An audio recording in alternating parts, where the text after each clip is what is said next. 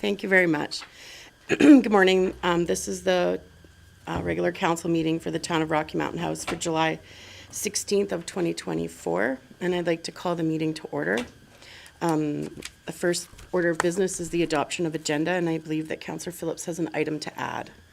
Yes, thank you. Just under new business, item 7.7, the Cape Transportation and Logistics Committee update. Thank you very much.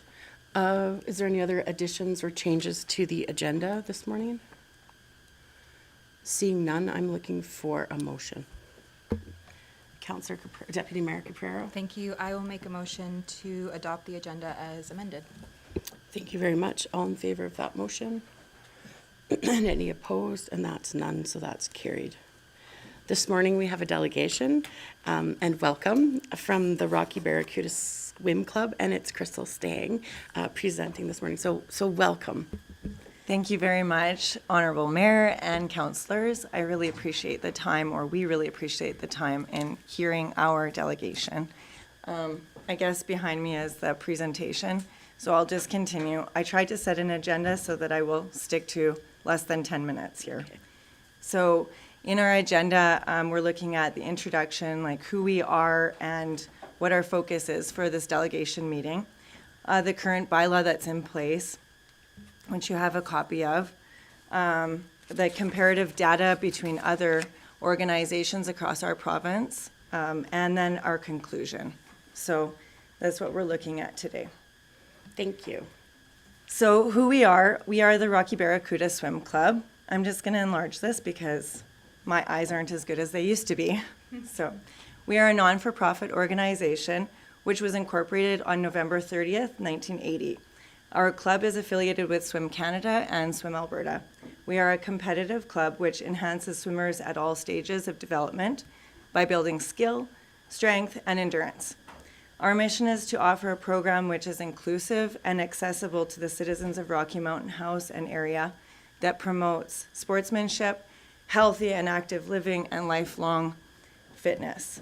During the 2023-24 season, we had 40 members in our club, not including our master swimmers, and I didn't include this here. We had 10 swimmers on the wait list who wanted to swim, and we were not able to accommodate them because we don't have enough lanes, which I'll get to after. During our 2023 season, we had that. Our board consists of the following individuals. I'm the president of the swim club, and then there's Sarah Barr is the vice president. Secretary is Heather Morrow. Our registrar is Carmen Wedman. The treasurer currently is Autumn Marchbank, and she's transitioning into having Amanda Mix as our treasurer in the future. It's just really tricky to get people to, have time to work together to transition, but they are working together. And then Leanne Wright is a committee member, and she's been present for most of the meetings that have been taking place. So why are we here?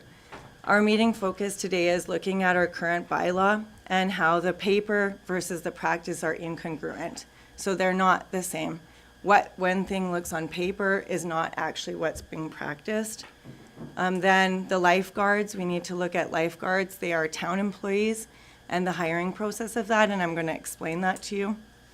And then the lane fee and rate, and what we would like to see as the Rocky Barracuda swim team as a comparative piece across like what's happening in other places in Alberta. So what is our current bylaw, or what is on paper? Our current bylaw states that the club's hourly rates are $55 an hour for 5 lanes. The club lane rental, which does not include a guard, is $11 a lane. The lifeguard instructor is $34 per hour. However, in practice for the last 4 years, I've been the president a year and a little bit. So in practice, our club has been informed that we cannot rent 5 lanes. We've never been able to rent 5 lanes, but have a maximum of 3 lanes for Tuesdays and Thursdays and 2 lanes on other days. We have been paying $11 per hour for each lane, and we have been paying a lifeguard $18 an hour for the past 4 years, which has been ascertained by a parent volunteer, which I'll get to after.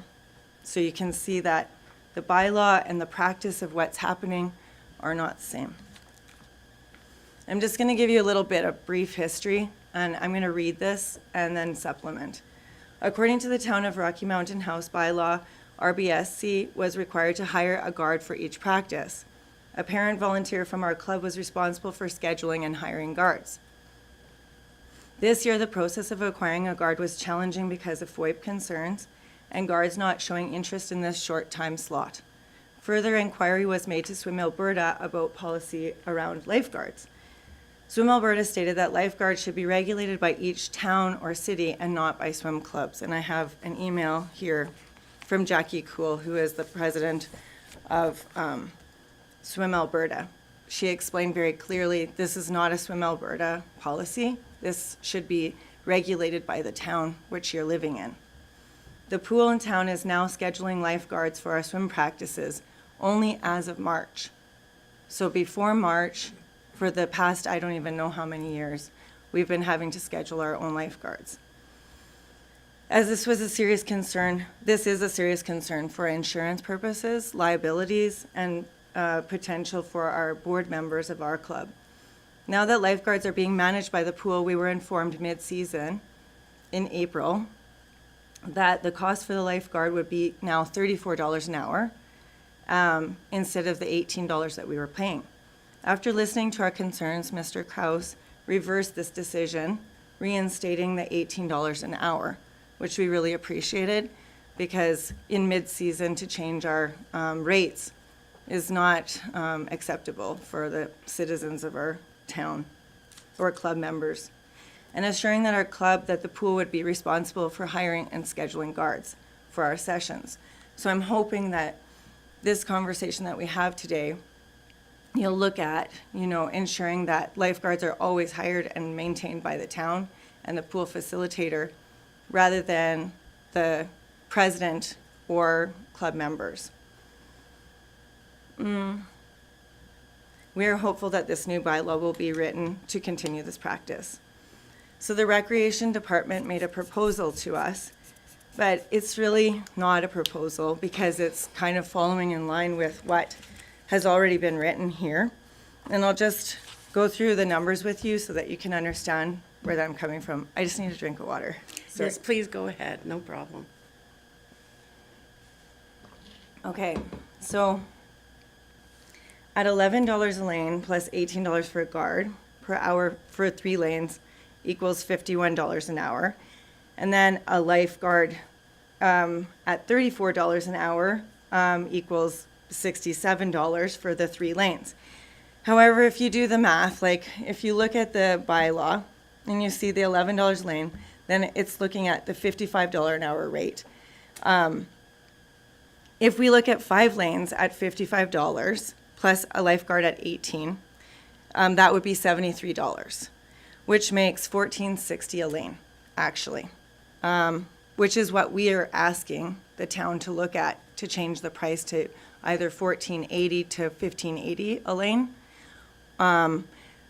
And that's how I came up with my number also, besides looking at the data from other communities. The second option would be 5 lanes at $55 plus $34 a guard equals $89, which makes $17.80 a lane, which is what the Recreation Department is actually proposing that we pay. So we've gone from $11 a lane, paying $18 for a guard equals $17.80. So it seems like, okay, well, we were paying $51 before. Why not just continue to do that? But I'm asking today that you take a look at the data that exists across Alberta and that we are already supplementing, that it shouldn't be changed from $11 a lane to $17.80 initially. We need to take a look at this bylaw. Then the last 2 are 3 lanes at $33 plus $18 a guard is $51, so $17 a lane. The last one, 3 lanes at $33 plus $34 a guard is $67, making it $22.33 a lane. So that's how I figured out how we were going to be charged $17.80 a lane. In any case, the lane fee and data what I did is I called 15 different communities across Alberta, and I asked them these 7 questions. How does the swim club book the pool use? What are the typical hours of use? Who arranges and organizes lifeguards for the swim club? Is the lifeguard included in the pool rental fee? What are typical wages of guards for working swim club hours? Who pays the guards? Is there a contract or policy? Does the swim club pay the same rate as a private use service? So those were the questions that I surveyed, and I got the answers from all of these communities. That's included in the data. So if we look at this, Alberta Communities lane fee averages. Of course, there are going to be fee averages that are much above and much below. But what I found from these people that I surveyed and talked to, I had lengthy conversations with, they are looking at doing a service for their community. So they're not looking to make ends meet all the time and their budget. And I understand the, dilemma between a town making their ends meet, the budget and fixing that. And then the other side of that, where we have to look at organizations that are going to grow our community. And this is one of them. So the average lane fee of 15 communities around Alberta falls at $13 a lane. The lane fee includes a lifeguard. And I only included the communities which are demographically similar to Rocky Mountain House. I'm not looking at Red Deer, I'm not looking at Calgary, and I could even look at Calgary, most of those people are paying $13 a lane. The club typically books lanes with the pool manager or facilitator, and then the town invoices the clubs with this rental fee. Naturally, there are outliers to the average, such as Red Deer, who pays $127.60 for the full pool, which has 6 lanes, not 5, making this $21.60 per lane per hour. And they have a substantial amount of kids in their club. However, it is important to note that one of the most affluent communities in Alberta, Canmore, Alberta, is paying $16 an hour at primetime rates. Non-primetime rates for their swim club are $13 an hour. So we are asking the town and county to consider a lane fee rate between $14.80 an hour to $15.80 an hour per lane based on the averages presented. And also, it is falling in line with, if we're looking at the 5 lanes, at $55 an hour plus 18 for a guard. That falls at 73, which makes it $14.60 per lane per hour. So in conclusion, why swim with the Rocky Barracuda Swim Club? Okay, because we're a club that offers competitive swimming opportunities locally and provincially. We're competing all over Alberta, and we're growing, which is amazing for us. We're developing lifelong fitness habits and sportsmanship qualities. We're providing a sense of membership and belonging in our community. We offer alternative sporting. We increase mental health and well-being of our citizens. We are building confidence and leadership skills in our youth. We're enhancing both individual and teamwork, camaraderie development. We're fostering connections and friendships. We're help realizing goals, and we're increasing water safety awareness. So we are bringing serious value to our community. So just to wrap this up again, what are we asking for? We are asking that you continue to schedule and manage lifeguards, that be written in bylaws, that we can protect our interests of our board, that we set a lane fee rate which is comparable to demographically similar communities in our province, that we are creating a bylaw or use agreement to ensure fair and regulated fees for our club. And then I guess you'll have questions. I have a little quote here. Do you know what my favorite part of the game is? The opportunity to play. And that's by Mike Singletary, 49ers head coach. This is our club. Not all members are in the picture. Are we allowed to show the picture? Yep. Oh, there we are. This This is our club currently, but not all members are in this particular picture. We have to hire new coaches to build our club and to sustain this so that we can ensure that all the kids who are reaching out to our club are able to swim with us. So thank you very much for listening. I'm happy to answer any questions you might have. Thank you so much. Great job on the presentation. I have a couple of questions. So the entire pool rental is $99, and it includes a guard if you were to do it. Is it 5 lanes, the whole pool? It's been a while since I've... Yeah. Yeah. It is 5 lanes, but Yeah. that's not something that's offered to us. So we have asked to be able to rent 5 lanes, the entire pool, but we're not able to because it's probably because of prime time hours. The precedence has been on swimming lessons, from my understanding, Okay. in our community, which makes sense to me because we are sharing the pool. So we have the 3 lanes, and then on the other side of the pool, 2 lessons are happening at the same time. And generally, in the small pool, there are another 1 or 2 lessons happening as well. So there are 4 instructors, plus we have like our 3 lanes happening all at the same time. Okay. It's not every day like that, but, depending on the swim schedule, swim lesson schedule. That was going to be my next question, is what else is happening at the same time? Because I know, for lane swim, sometimes at noon when they used to have lane swim, they would open up the pool, and then you could have lane swim, and then the pool was, still utilized. Yeah, So, exactly. So thank you, that answers that question. So the pool is they're making money not just from our club, but they're also, you have to consider the amount of lessons that are happening at the same time. And I didn't want to get too convoluted in that, Yeah. So I just, but it is important to note because we should be in Rocky, we should be making ends meet with the amount of kids that are in the pool. Right. So thank you, that clarifies my 2 questions. Did you have a question, Councillor Phillips? Just a couple questions. So you said you were looking at demographically similar towns. Were the facilities similar, or did you look at the actual facility Yeah, sizes mostly. and ages and? We've been to almost all of the pools, both with our swim club and me without. I was a swimmer, and I grew up swimming. And so it was something that I went to a lot of those pools ahead of time. Most of them haven't been upgraded that much, even though that's a while ago.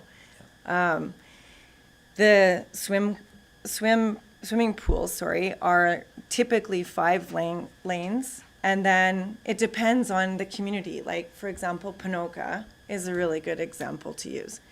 They charge $14.80 for a lane, but when I spoke to Tom at the pool, he explained that they actually have the entire pool. They have the dive tank, they have the hot tub, they have the steam rooms, they have everything in use during prime time hours because they consider their club really important for their community. It's a tradition. And they even decrease the temperature of the pool while the kids are swimming because the nurses in the community have sort of advocated for the fact that swimming in warm temperatures is not healthy for your body. So all of these swimming pools, with the exception of Canmore is the only one on that list that I haven't been to. But it's, like I said, one of the most affluent places in our community or province, and they're charging $16 a lane per hour at prime time rates. Did you have a follow-up question? Not really a question, just kind of more of an information thing. When it comes to rec facilities, by no means does the town come anywhere near cost recovery on them. I believe the pool, and I think I read it in here somewhere, is about a 38% cost recovery. Yep. And the arenas and things like that are in the 44% cost recovery, which means the bulk of it is paid for by the taxpayers, not the actual users. That's all. Thank Yeah. you. And I am aware of that. speaking with all of these clubs, they were very clear about that. They said very openly, a pool is very costly to run. It's one of the most expensive, facilities in our communities, and we never make ends meet. But that's a sort of mandate that we go by because it's worth the risk of having, youth as part of our community who are active and healthy members of our society. Something that I'm very passionate about. Thank you so much. I do have like a couple follow-up questions because we're going to discuss sort of your asks. So I just want to clarify what your ask is. So your first ask is that about the rates and fees, like for the club. And the second ask is that the lifeguards be completely looked after by the town of Rocky Mountain House or the pool or whatnot. Yeah, I know it's it's a very complex topic. This is really not easy, and so I really spend a lot of time trying to paint a picture that is clear for you what's happening and how we can go forward. Because can I go back to the slide about the three things that we're looking at specifically? Yes, thank you. No, it's up. It's up two more. There we go. So we're looking at taking this piece of paper and changing this where it says, I could have rates and highlighted fees. it for you. Where the club lane rental, it says no guard hourly rate. That we need to change because the guard needs to be taken care of without our swim club being involved. Like every single pool that I spoke to, that is something that is managed by the town and it's managed by the pool manager or pool facilitator, not the swim club. So that's my first ask. The second ask is that we look at a lane rate which is comparable to other communities in our province, between $14.80 and $15.80 an hour.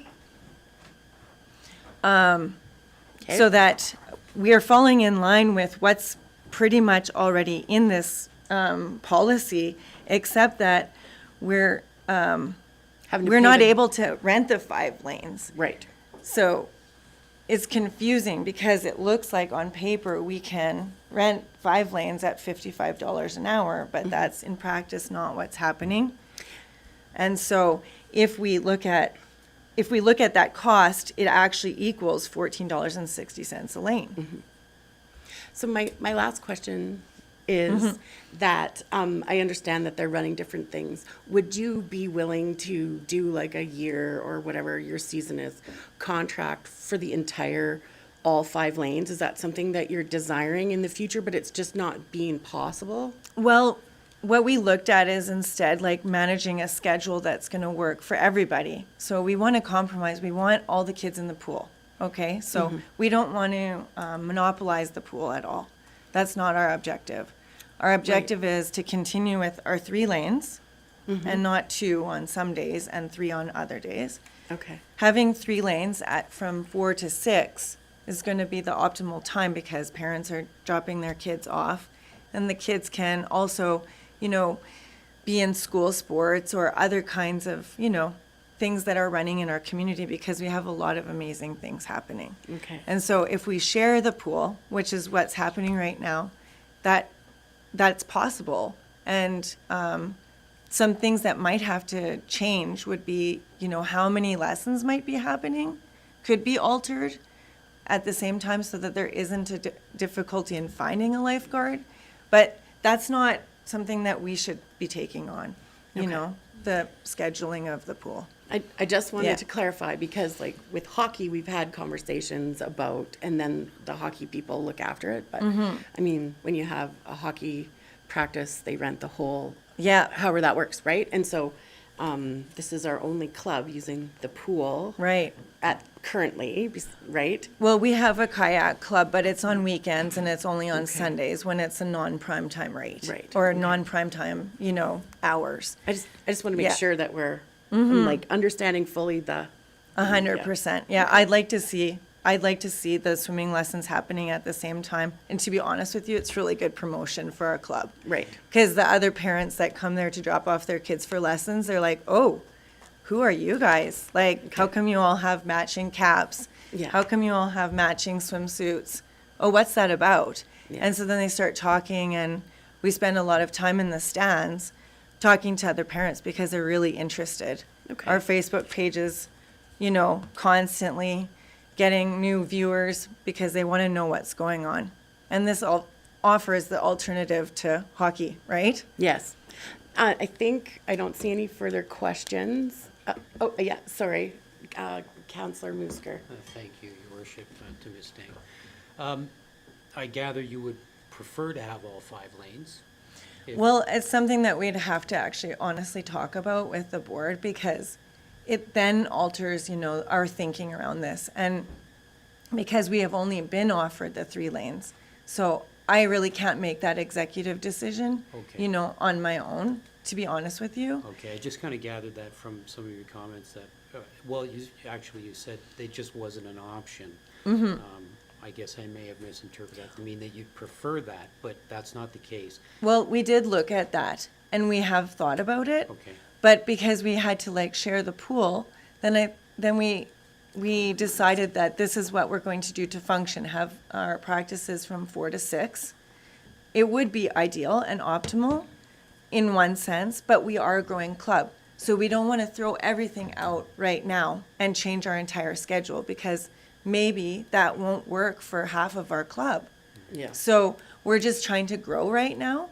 And that's happened since COVID. Like our club was sitting at, the year before this last year, was sitting at 28 swimmers. Then we grew up to 40 swimmers and we had 10 kids on the wait list. So what we did is we decided as a board that we would just add a day. So we were only swimming Tuesdays and Thursdays. And the other clubs that we are mentioning here on that paper, those guys are swimming 5 days a week. And we're still able to compete competitively, like where our swimmers are like winning against those clubs with only 2 days. So as a board, we decided, let's just go 3 days, see how this goes. We put out a parent survey. The parents said, we'd like to see our kids in the pool 3 days a week. So we found that this would be an appropriate compromise, you know, in spite of the fact that we couldn't rent the whole pool. I hope that makes sense. Yeah, it does. Yeah. Would the club be willing to use the pool in less prime hours, off prime hours, for lack of a better term? Yes, we've also thought about that, like morning swims and, you know, but a lot of the swimmers that we have they're quite little, like they're between like, you know, usually 10 and 15. So they're So students too. Yeah. they're students who, if they were at the pool at 7 or 8 at night, it's probably not going to be the best time for them to go to swim practice. Okay, thank you. And one last question. Do you have your fee structure for members? Do you have fundraising opportunities? Do you look at other sources of revenue? We do. We put on a swimathon every year, and that's just the beginning. So since I've been president, we've done it now twice, and that hasn't happened since before COVID. And then we're going to be going to the casino this next year in 2025. And other fundraisers, we try to honestly avoid fundraisers other than, you know, a couple a year. I think the main reason is like we are fundraised out in our community. If you're looking at how many fundraisers are happening, this is something that I'm a teacher at West Central High School, and we're not really encouraged to put on any more fundraisers because everyone is feeling really a lot of pinch around this. Okay, thank you very much. Thank you. So I'm just going to look around and just confirm that there's no further questions before we go on. Okay, so thank you for clarifying your asks, and thank you so much for coming today. And I really appreciate all your, because I'm sure it's a volunteer, all your work in the community to make this program happen. I remember in 1980, the kids that were in that Wow. program, because they used to do it in the mornings and they'd come to school from the pool. Yeah. So I think it's a really great program. And I know in mornings, sometimes with public swim, even the lanes are full then. So it is a great lifelong habit. So Yes. thank you so much. And you're welcome to stay, or you're welcome to continue on with your day. So thank you so much. Thank you for so coming. much for your time. I really appreciate it.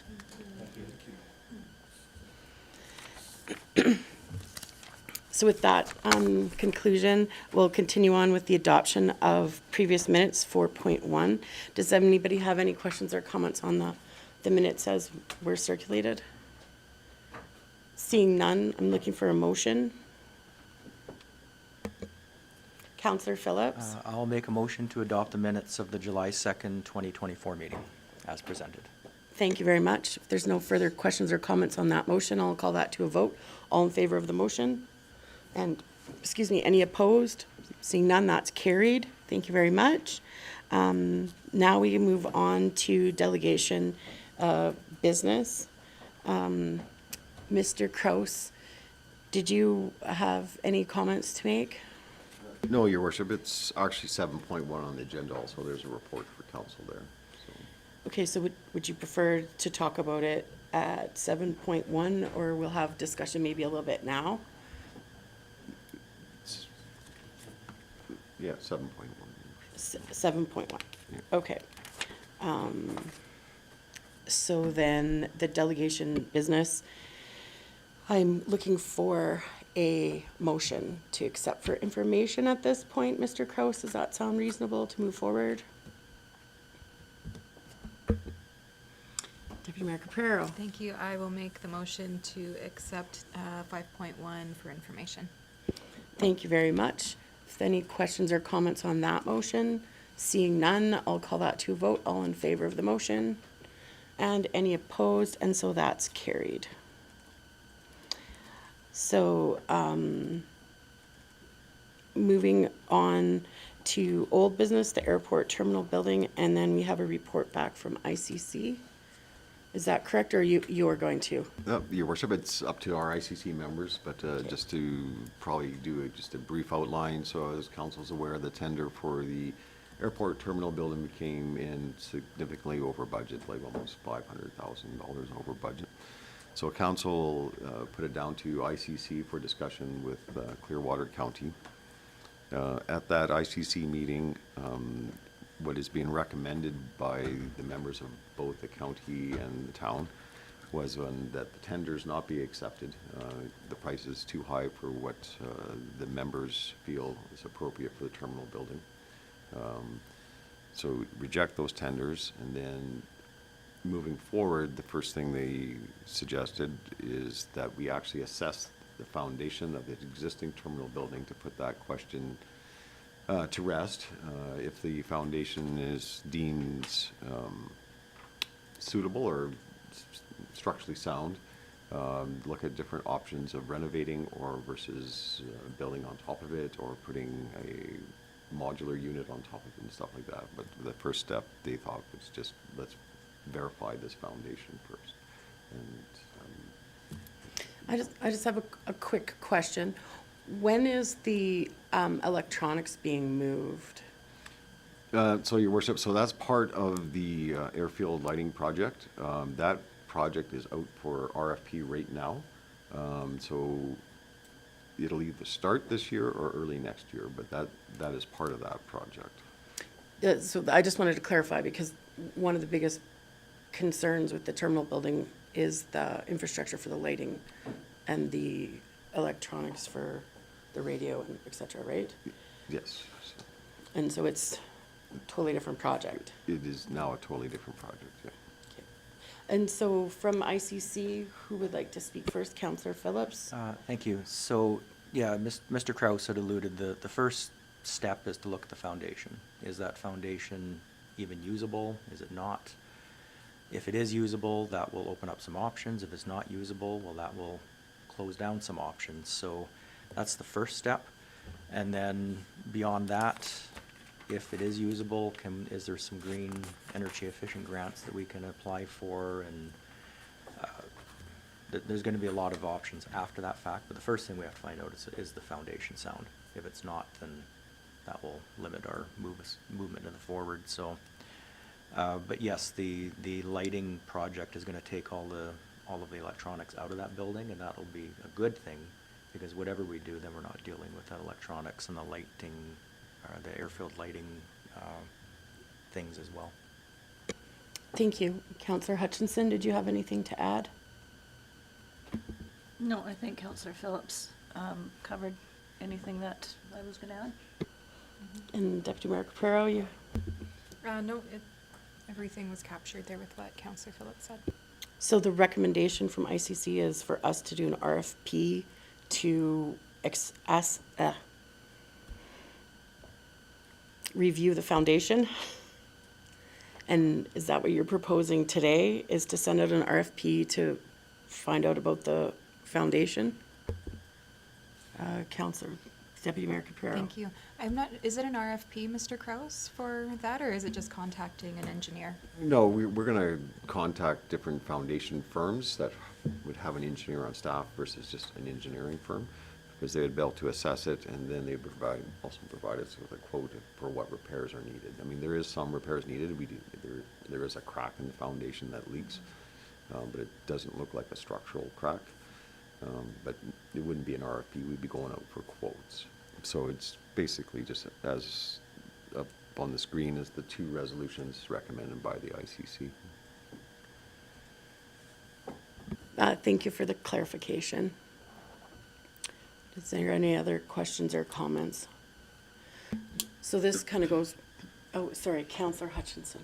No, I was just going to make the first resolution if there was no more discussion. Well, I had a comment. So this goes back to the original thing that, like, for example, Barry Bowman said from the airport, that one of the ideas is to, do that. And so I think that's a good step forward.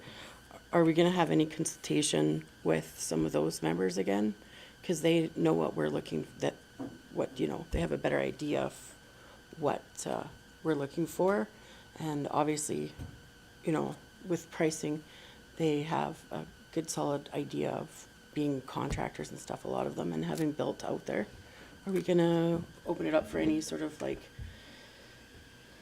consultation with airport members, Mr. Kraus?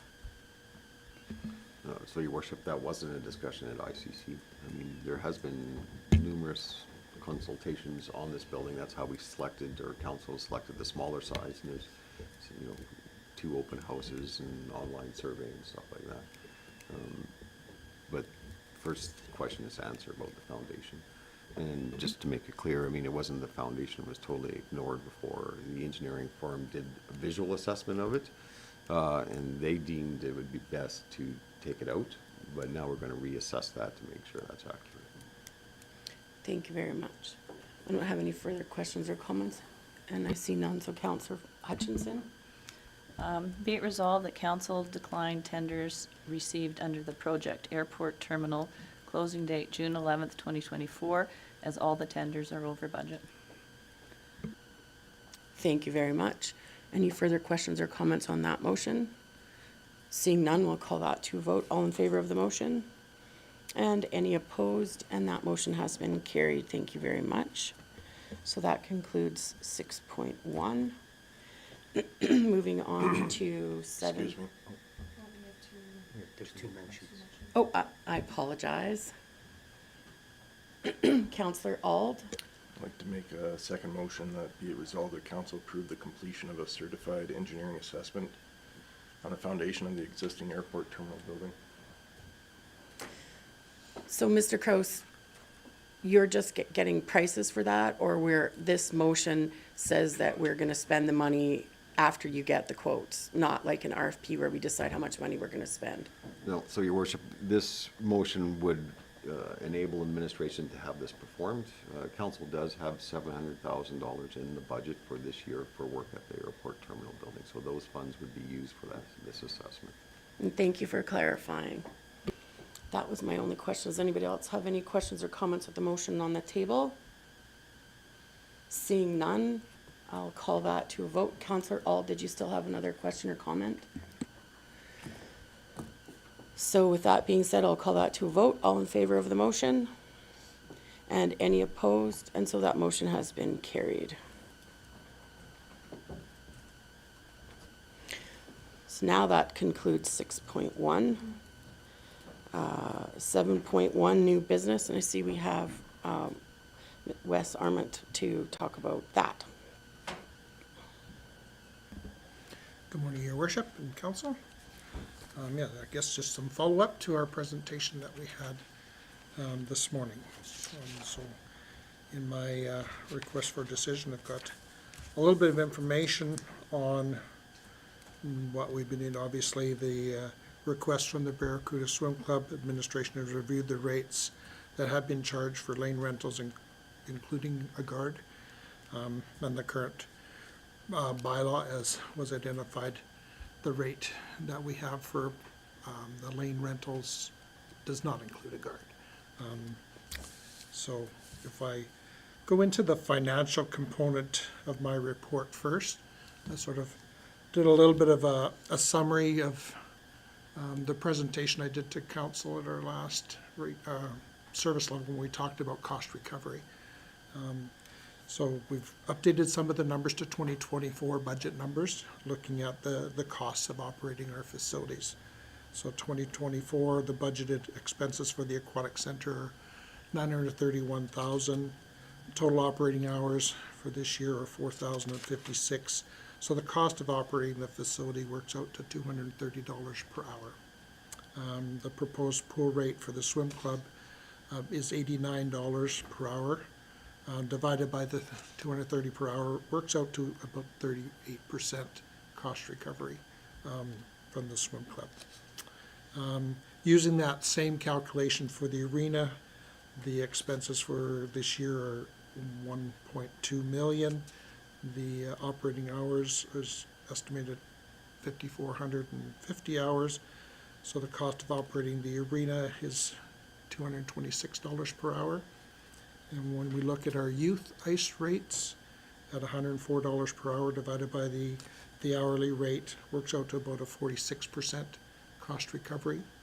And then taking that on to the ball diamonds. What I did is looking at all of our youth organizations in the community. Ball calculation, obviously a much smaller budget at $46,000. Operating hours just over 1,300, and the cost to operate is about $33 an hour. The youth diamond rental rate at $1,350 an hour divided by the 33 works out about a 40% cost recovery. So gives council an idea of where we're at on cost recovery basis for what we charge our youth organizations. Based on that, we can see that the minor sport groups, the swim club in particular, is already subsidized lower than the other youth organizations in our community. So how does the public rentals compare to that? The public rentals right now. No, I mean like when we have open to the public, what's our cost recovery when we have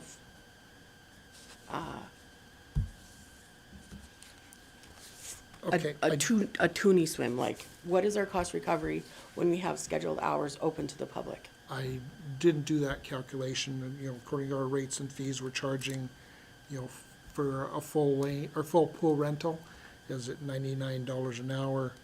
The youth rate will work out to $89 an hour, so it's slightly more than what we're currently charging. And just like, the arena is just a little bit different than the pool, so like, we don't offer that much public skating. It's all teams, and there's just like one team at the pool, and there's this limited hours that, because it's a different thing. Like the ice rink would also be like, beer league playing at midnight, right? Whereas you're not gonna have, I'm just asking what the cost recovery is for a public swim. At this point, I didn't do that calculation. I'm looking solely at what we're charging our youth organizations based on the hours of use that they utilize the facility. Okay, thank you. If we go into the comment section of my report, I'll just sort of quickly go through that. So in April this year, the swim club informed the aquatic center that they were could no longer, were having trouble finding lifeguards. And prior to this, really don't know how far back it goes where the pool or the swim club had been contracting their own lifeguards. Well, when we were younger, 20 years ago, Gene Witwicky and Barry Horsewife, Mrs. Horth, were lifeguards, and they ran the Barracudas. Right. So they didn't have to contract out a lifeguard because they were insured and hired and they volunteered. But that's probably where the rate came from. Yeah. Is back when lifeguards ran the program at the pool. Like Mrs. Witwicky did it for, and same with whatever Mrs. Horth's first name is. Yeah. Gail, thank you. Thank you. Somebody knew Gail's name. Yeah. Yeah. So I know that much. That's probably where it came from. Yeah, Back from and when we were kids. Again, the history of that, and that's ultimately obviously where the rate without Came a from. lifeguard came from, right? So obviously, the club has looked after finding their own guards for a long time. And then they were having difficulty doing that. And then we got looking in April that really it should be, as was stated, the responsibility of the pool to find the guards. Which we've taken that on, and going off the existing rates and fees bylaw, here's what we were charging. The club indicated that, they've been renting 3 lanes. That's typically based on their numbers and what they've been asking for, we've been able to do that. We've been able to supplement those time slots by filling in the lessons to keep the pool full. And certainly the demand for lessons continues to grow. So as they mentioned, at $11 an hour, so $33 an hour for 3 lanes, plus what they were paying at $18 per guard equaled $51. The current rates and fee bylaw would work out to $67 an hour for 3 lanes, including the cost currently of $34 an hour for the lifeguard. So when we talk about the proposals we put forth, proposal 1 was, here's the current rates and fees bylaw, where they're paying $11 per lane for 3 lanes, plus the $34 an hour for the guard, which is $67 an hour. The option 2 that was proposed to them was, we have the $55 an hour for the 5 lanes, plus the $34 for the guard, which is out to $89 an hour. What we've done is divided that $89 per hour by 5 to come up with $17.80 an hour per lane, which will now include the cost of a lifeguard. And when you look at $17.80 times 50, or 3 lanes, works about $53.40, which is just slightly more than the club had been paying when they were hiring their own guards, and costing them $51 an hour. So based on those scenarios, the option 2, the $67 per hour minus the $53.40 would result in a savings for the club of $13.60 an hour. The rate of $53.40 an hour is just slightly higher than the club was paying on their own. But did the calculation based on what they're currently using, it works out to about an increase of $48 a month for the club for a number of hours. They're averaging about 20 hours a month. It should be noted 20 that hours a month or a week?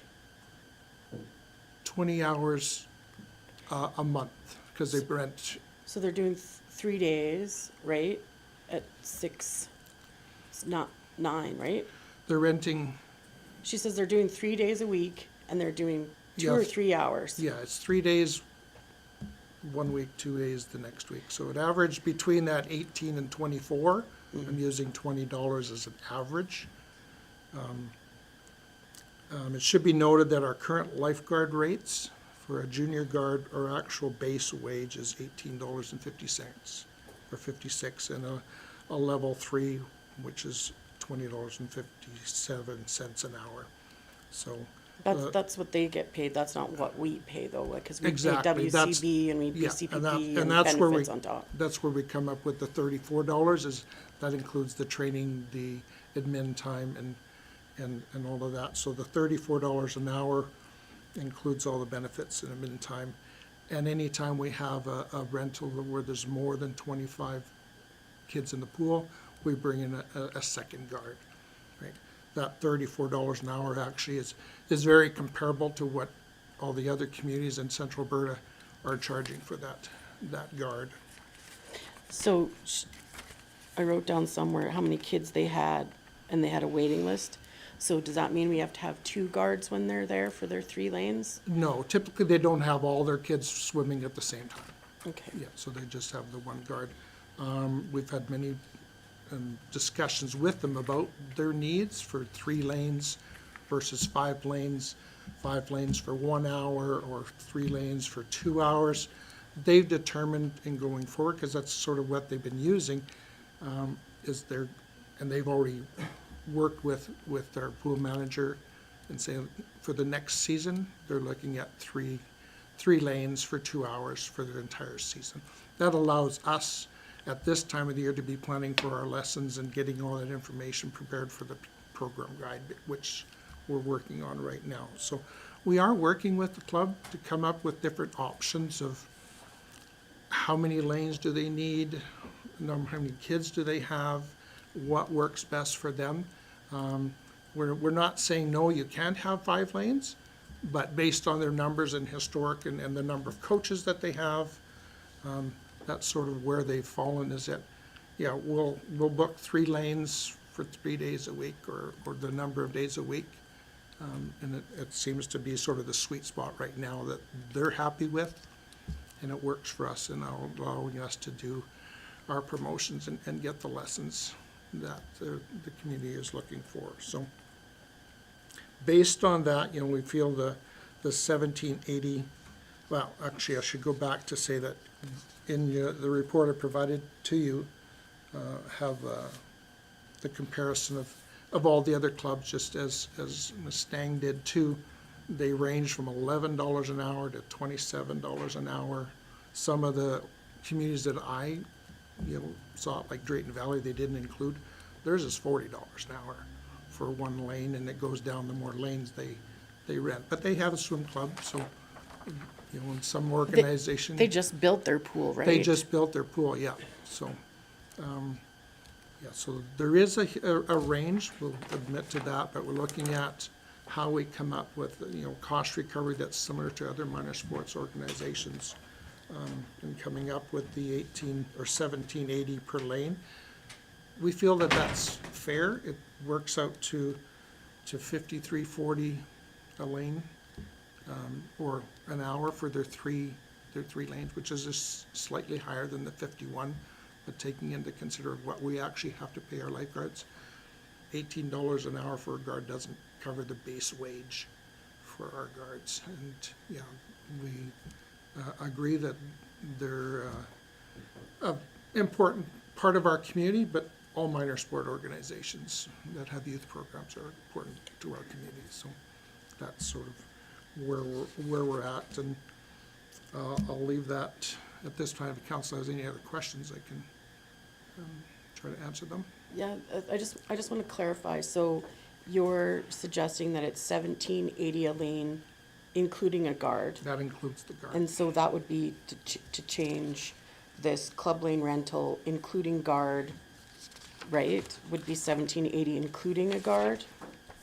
Yeah, $17.80 including a guard, right? That's how that would change? yes. That's your recommendation? Yeah, in the recommended alternatives there, we're gonna recommend that, we'll do an amending bylaw. We'll change basically 2 lines in our rates and fees bylaw. The club hourly rate now will include a guard, which is $89 for 5 lanes instead of $55 for 5 lanes, and now includes a guard. The club lane. And 89, I just wanted to clarify, 89? That's if they rent all 5 lanes. And then if they rent just individual lanes, it would be $17.80 an hour, which includes the lifeguard. So the lane rental plus the guard, that's $17.80. And what is it that their proposal is? Well, they're asking basically for us to consider a rate between $14.80 and $15.80, which is similar to what some other communities are doing, but every community is slightly different. So Thank you for this rate clarifying. also, I guess, should be noted that the club lane rate will also affect the kayak club. Because again, they're a youth organization that utilizes our pool. And so they are paying, do they have their own guard there then, or they, No, what the Canoe Kayak Club, they've been paying the single pool rate of $99, which includes the guard, so actually they're gonna be getting a, because they're doing it Sunday afternoons, right? yeah, so So they, now they're gonna get $10 off yeah. Yeah, so, at $17.80, right? Yeah. But they have the whole pool, they, right? yeah, so this. They also have the hot tub and the kids area? No, they're just renting the kayak club and the swim club, they're only renting the lane pools.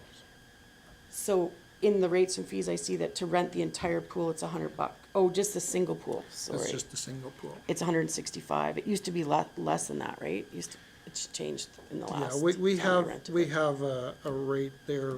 165. Of 165 if they rent the entire pool. Okay. But the swim club typically, unless they have their swim meet, that's the only time they rent the entire pool. And we drain the leisure pool in order for their other Seating. seating and clubs to utilize that. So we have a separate rate for the swim meet rate, and I don't propose changing that. And so at their $15.80 or $14.80, so $15 times 5 would be $65. That's what they're asking. Is that right? Is my math? I think I'd have to do the calculations. 75 an hour? 15 times 5. 75? So they're asking for 75. And can we make a contract with them, or they just go off this rates and fees? Basically, just like all of our groups that rent our facilities, when they do a booking, we have a booking contract that they sign. And then they work out with the facility manager, their needs for the entire season, just as we do with the ice users. Here's their needs for the entire season so that we can plan appropriately. Can we ever make a booking for them because they're doing it all the time, year after year? Can we make a booking contract for less than the rates and fees? Point of For- order, I think we're just going down a rabbit hole here. I think we're, Well, I'm asking a question so I can determine my motion, right? Do I change all the rates and fees, or can I give these guys a break and not bother everybody else that wants to rent it? That's my question. Well, your worship, the only other club that'd be affected is the canoe or kayak club, so it's that. And so, but for fairness, I mean, we should apply the same fee to both youth groups. So it'd be just changing the fee in the Bible. Okay, thank you. That just clarified my question. So do you still have a point of order? Because I'm asking questions. I'm not off topic. Counselor Phillips? I do not. I see Counselor Musker has had his light on for a while, so he may have a Yeah. question. Well, I had a list of questions.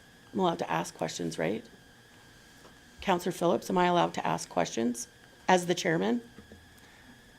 Yes, you are. There are Thank also you. 6 other people at the table that would like to ask questions as well. Thank you. Counselor Musker? Thank you, Your Worship. To Director Ament, that's an excellent report. Thank you very much. It's clear to me that you've been negotiating in good faith with the swim club, and I'm certain you'll continue to do so. I also want to thank you for this rate comparison. There's something on here that I've noticed that was not in the presentation from the swim club, and that is charges for equipment storage. And it says that in Rocky Mountain House, no charge for equipment storage, but some of these other aquatic facilities do charge. But it's hit and miss, correct? Correct, it's not consistent. So is the list you provided, is it fulsome? Like, have you included all all the aquatic centers that do charge equipment storage fees? And do you have an idea of what those fees are, just maybe a range? I don't know what they charge. Okay. I mean, what I did with that is I'm part of a Central Alberta Recreation Association, which is sort of my counterparts throughout Central Alberta, sending information out. What do you charge? We have a shared Google Calendar or rates and fees spreadsheet where everybody updates their rates, and some of them will itemize, yes, we charge for equipment storage, or it's not listed there. So I didn't go in and ask each one, do you or don't you charge for equipment rent or storage?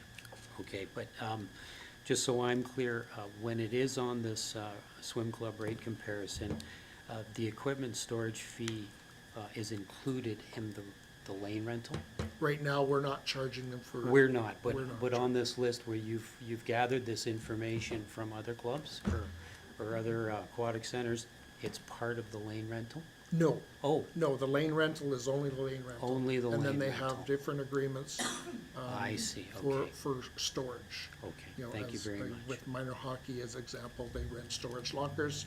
We have separate agreements, rental agreements for those storage lockers. We currently don't have an agreement with the swim club for storing their equipment. We do ask them that they carry insurance for their equipment, because if something happens, their equipment is not covered under our insurance. Okay, thank you. Councillor Phillips, did you have a question? Yes, thank you. Looking at the options that you've presented here, option 2 to me does look like the most reasonable alternative. It's very close to what they're paying now, and I think it would solve this issue completely.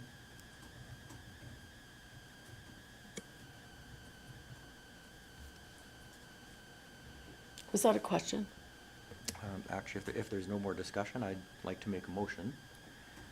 Well, go ahead, yes. I'll make a motion that council instruct administration to bring back an amending bylaw for the rates and fees bylaw with the following amendments. Club hourly rate, $89 for 5 lanes, and club lane rates of $17.80 per hour. Both rates will include provision of a lifeguard. Thank you very much, Councillor Phillips. And I like your motion. I agree that it seems like a reasonable rate, but, you know, we want to grow our club and really help a struggling club to, you know, engage with youth. We do a lot of things with FCSS, you know, where we're putting money back into the community, and I think that I would be fine with the $75 for the club hourly rate, including the guard, which would be $15 for the club lane rental. And that seems more in line with sort of some of the rates and fees we've been given. Councillor Phillips. Sorry, if we go back to a rate of what you're proposing to $15 an hour, including a lifeguard, that means for 3 lanes, they would be paying $45, which would actually be a decrease from the $51 of what they're paying right now. Because they're only using 3 lanes, not 5 lanes. Yeah, but I'm going with the same math, right? So 5 lanes would be 75, and then it would be $15 per lane, including guards. That was the calculations. That's why I was asking all those questions, to make sure the calculations are right. 89 is 1780 for times 5, right? Right. So I'm saying instead of 89 and 1780, it's 75 and $15. That's just my comment. It's a better compromise. It's not totally unfair. Does anybody else have any questions or comments? Would you like to amend your motion, or would you like to keep those numbers? No, I'll keep my motion the same. Thank you. Anyone else have any questions or comments about the motion? Councillor Hutchinson. Thank you. Do you feel that this compromise will be acceptable by the swim club? Offering my personal opinion, I mean, they're looking for something less than what we would currently have. Like I said, they're currently, in the current situation, they're paying $51 for their 3 lanes for the hour, right? The increase by to $17.80 increases that by just around $2 or in that neighborhood per hour. Again, I don't think it's a huge financial hit. When the last time we did a rates and fees increase, all Meyer sport organizations had their rates go up a little bit. Again, our costs of operating our facilities continues to go up, and I have to keep that in mind as I'm trying to balance a budget and at the same time keep our ratepayers, happy. Sorry. No, go ahead, Councillor Hutchinson. Just something that was put on the comparison, over 30 swimmers were charged an extra rate. Where was that? Current charge. So for Pinoca, 1480, and then they're charged for an extra guard over 30 patrons. So is that something that we would still, could we add that extra charge on our rate and fee schedule in case the clubs grow to the point where they will be needing an additional guard? That's why I haven't changed the hourly rate for the guard. Is still $34 an hour. So if they, and the swim club does have the occasional swim that they rent the entire pool and have a fun swim or whatever. And if anytime we know that they're gonna be over that 25 swimmers, some communities make it 30. Our pool managers, depending on the swim, and like even for public swims, when you can anticipate the number of people that will be in the pool, he needs to be able to schedule his staff, right? So we're using the number of 25. So if there is a swim, but again, currently they don't have over 25 swimmers in the pool at any one time when they're booking the 3 lanes. Is that? So, sorry. I don't think you answered her question yet. It's kind of a yes or no question.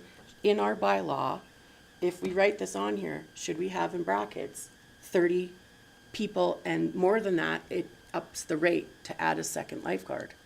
Is that not your question? I was similar. Is it written anywhere that it does state the 25?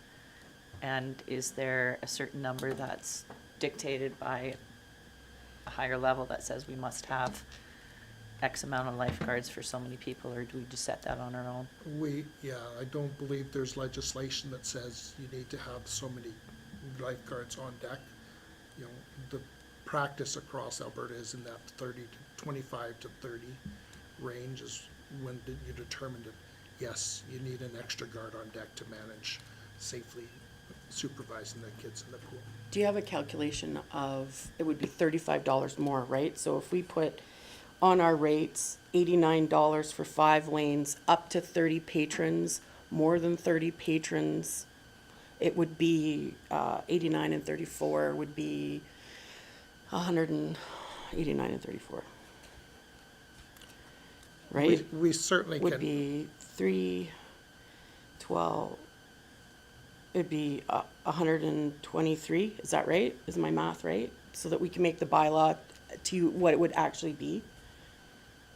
Yeah, I mean, my solution to that would be when I bring back the amending bylaw is under the lifeguard instructor fee, as we add verbiage that says over 30 people or over 25 people. But we just put that in our rates and fees right now, in brackets, like they have here, Pinoca 30 swimmers, right? So we put club hourly rate, including a guard, up to 30 swimmers, 89 for 5 lanes, up to 60 swimmers would be $123 per 5 lanes.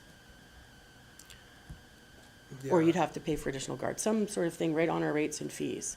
So that's not a surprise later when they grow, or, right? Wouldn't we just do that right now? I guess that's a council question. Councillor Phillips, how do you feel about that on your motion to put brackets up to 30 patrons and 123 for 5 lanes, more than 30, up to 60? I would defer to Mr. Ament. Yeah. Is that something that's needed? I don't want to tie the hands of my pool manager, because depending on the nature of the swim, it may be 25, yes, I need an extra guard. It may be 30, I need an extra guard. It's depending on the nature of the swim. 25 in a controlled environment of swimming up and down the lanes as opposed to 25 in a public swim, there's a difference in the level of acuity or attention that the guards need to do. So then all of these rates and fees are like negotiable depending on what we decide. So then how do we have a bylaw that says, but we're not gonna follow these rates and fees because you have too many people? So it's sort of like, why wouldn't we put it in writing? Is what I guess my question is. We certainly can add it in light, and what I would do is not under the club rate, I would put it in the lifeguard instructor rate.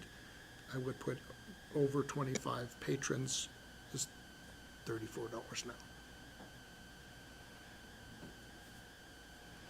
And where is that at? If you look on the rates and fees bylaw, it's under the drop-in kayaking, we have our lifeguard instructor rate of Okay. $34 an hour. So I could put in brackets there, over 30 swimmers, you need a second guard, and that's where the $34 comes in. That just clarifies the bylaw to me because it's a rates and fee bylaw, right? We're making a law just to clarify. Counselor Phillips, do you want to amend your motion to include the other changes as described? You don't have to, I'm just asking. Would this be best something under the same motion, or would this be better served under a different motion, Mr. Kraus? Thanks. I think, the question before council is a fee for the swim club for the lanes. So I think that, council, your motion is totally appropriate. With that motion, what administration would do would go back, okay, how does that affect anything else here? And then we'll bring those amendments forward. So we're not doing it today, we're, We have to bring a bylaw back for council to Okay, discuss. thank you. Is there any other questions or comments on the motion? Seeing none, I'll call that to vote. All in favor of the motion? And any opposed? And so that motion is carried. Thank you very much for all your time on that.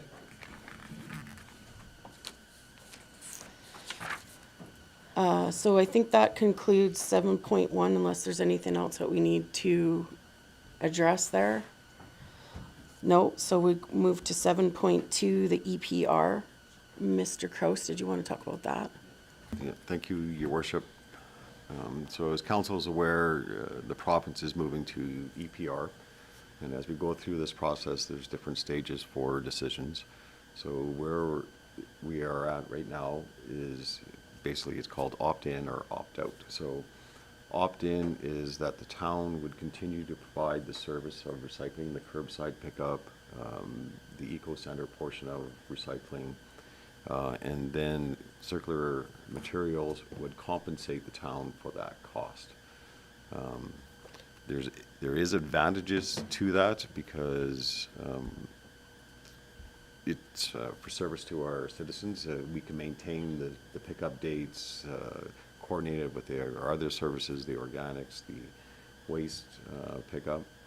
And we can maintain the service at the Eco Center, and plus we'd be compensated for a portion of the Eco Center through this process also, but we're also allowed to put some administrative costs on that too. So for the director of engineering and operations, a portion of his salary can be put into that cost, so we'd be compensated for that. So it's for customer service and finances, it's probably the better option. The risk is that once that is all figured out, there's a set rate per curbside pickup is basically how they do it. And in the contract, there is a cost, an inflationary cost written into that, which is tied to CPI. So the risk is if we tender out our curbside pickup, and then if those comes high, and they might be higher than the CPI, we might be absorbing some costs. But I'm pretty confident if it's based on CPI and all that, then it should be marginal, if anything. So the other option for council is to basically opt out, which means it's up to Circular Materials to provide that service to our residents. So they'd be up to them to contract out the curbside pickup. Not sure how that would work with the Eco Center, because we're pretty intermingled at the Eco Center, because we offer a lot more services than just the paper, the single-use plastics and stuff. So really, the decision we're looking for council today is just confirmation that either we want to opt in or opt out, and it's administration's recommendation that we opt in. Which confused the heck out of me when we had the meeting. Does anybody have any questions or comments about the EPR and that? Counselor Phillips? No, just that, I mean, EPR is coming April of 2025, and this is something that our waste strategy has been taken into account for many, many years. And it's good to see that it's finally come to fruition, and I think the opt-in service model is the best one, because it really does have the less disruptive to our residents, and that's what we want to have. So the opt-in also guarantees our pricing, right? Because we already know what our fees and everything, like, we can budget everything a little bit more clearly than having the unknown what they're gonna cover. Yeah, so opting, you're correct, Mayor. So Thank you. I just need to clarify which way I'm voting. Because if council goes opt-in, now we get into negotiations with Circular Materials for that actual dollar figure. And it's a pretty complicated formula, because we go through tonnage, we go through, I mean, it's just not our curbside pickup that we pay for our contractor right now. It's also, you know, compensation for the blue bins, for example, gets some part of it. Portion of the structures at the Eco Center becomes part of it, and what's the depreciation rate? A portion of our director's salary, a portion of all of that. So it gets a little complicated, and then it comes back down to just a per unit rate. But yes, so. It's way easier to budget if we opt So in. at the end of that, Yeah. so at the end of those negotiations, we'll have a dollar figure where we can budget from. So. And it's better for us. Anybody have any other questions? Does anybody like to make the motion now? Deputy Mayor Caprero? Thank you. I'll make a motion, be it resolved that council direct administration to proceed with an opt-in service model with Circular Materials for EPR for packaging and paper products. Thank you very much. Seeing no further questions or comments on that motion, I'd like to call that to a vote. All in favor of the motion? And any opposed? Seeing none, that's carried. So then that concludes 7.2. And we move to 7.3, RFD for industrial park paving upgrades. And so this is from Highway 11, lights on 43rd Street to the county building. Am I describing that fairly correctly? Plus two other intersections. Okay. Yeah, Okay. so, Past what I would call McCaw's building then? so we'll just bring up the. Thank you. Yeah. So on that map, the yellow is already approved in council's budget for this year, and the red is what administration is proposing for additional work this year. So there's one little bit there at the very, very top. Is that supposed to be red? Yes. Okay. And that's because everybody turns right and knocks So out those where are the that. worst sections on that road. The areas in between, our staff can maintain it through crack sealing and pothole filling and stuff, so.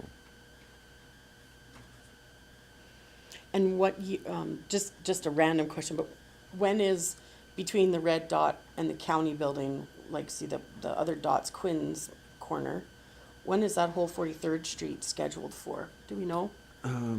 Your worship, I would have to look back in our 10-year capital plan. It's really rough. I don't know how caulking is gonna make that.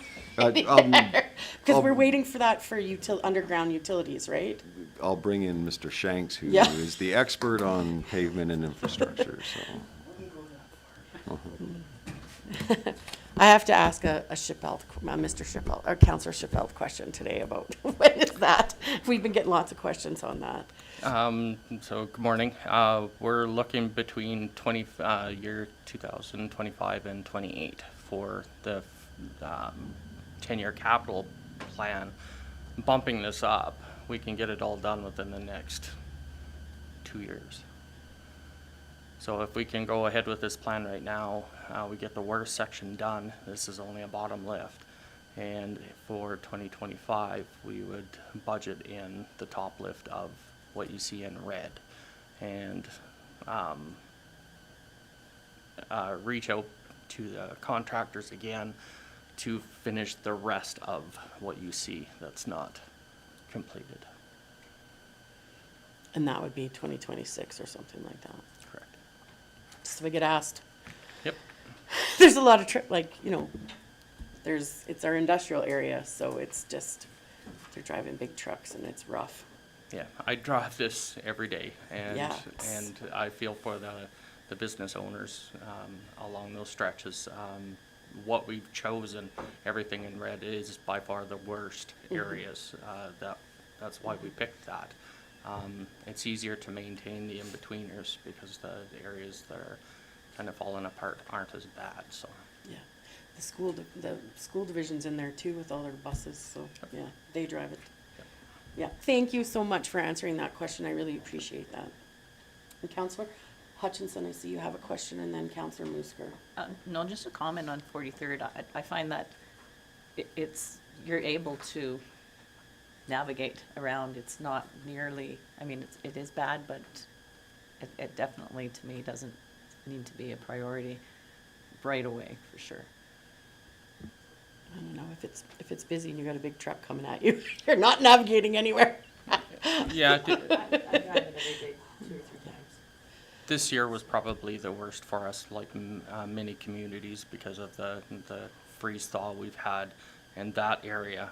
We've spent a lot of time. Our crew was out, a solid week, 2 crews going nonstop, and that equates to a lot of dollars and temporary fixes that if we could just deal with it, then we can walk away and put our time towards something else or a different portion of the road that needs to be done.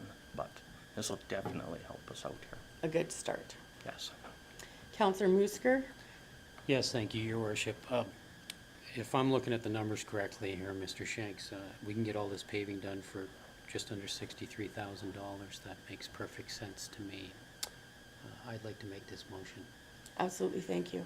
Be it resolved, the council approved the 2024 industrial park paving upgrades capital budget for $375,800 with funding to come from the MSI grant, $244,000, the LGFF grant, $119,000, and road reserves of $62,800.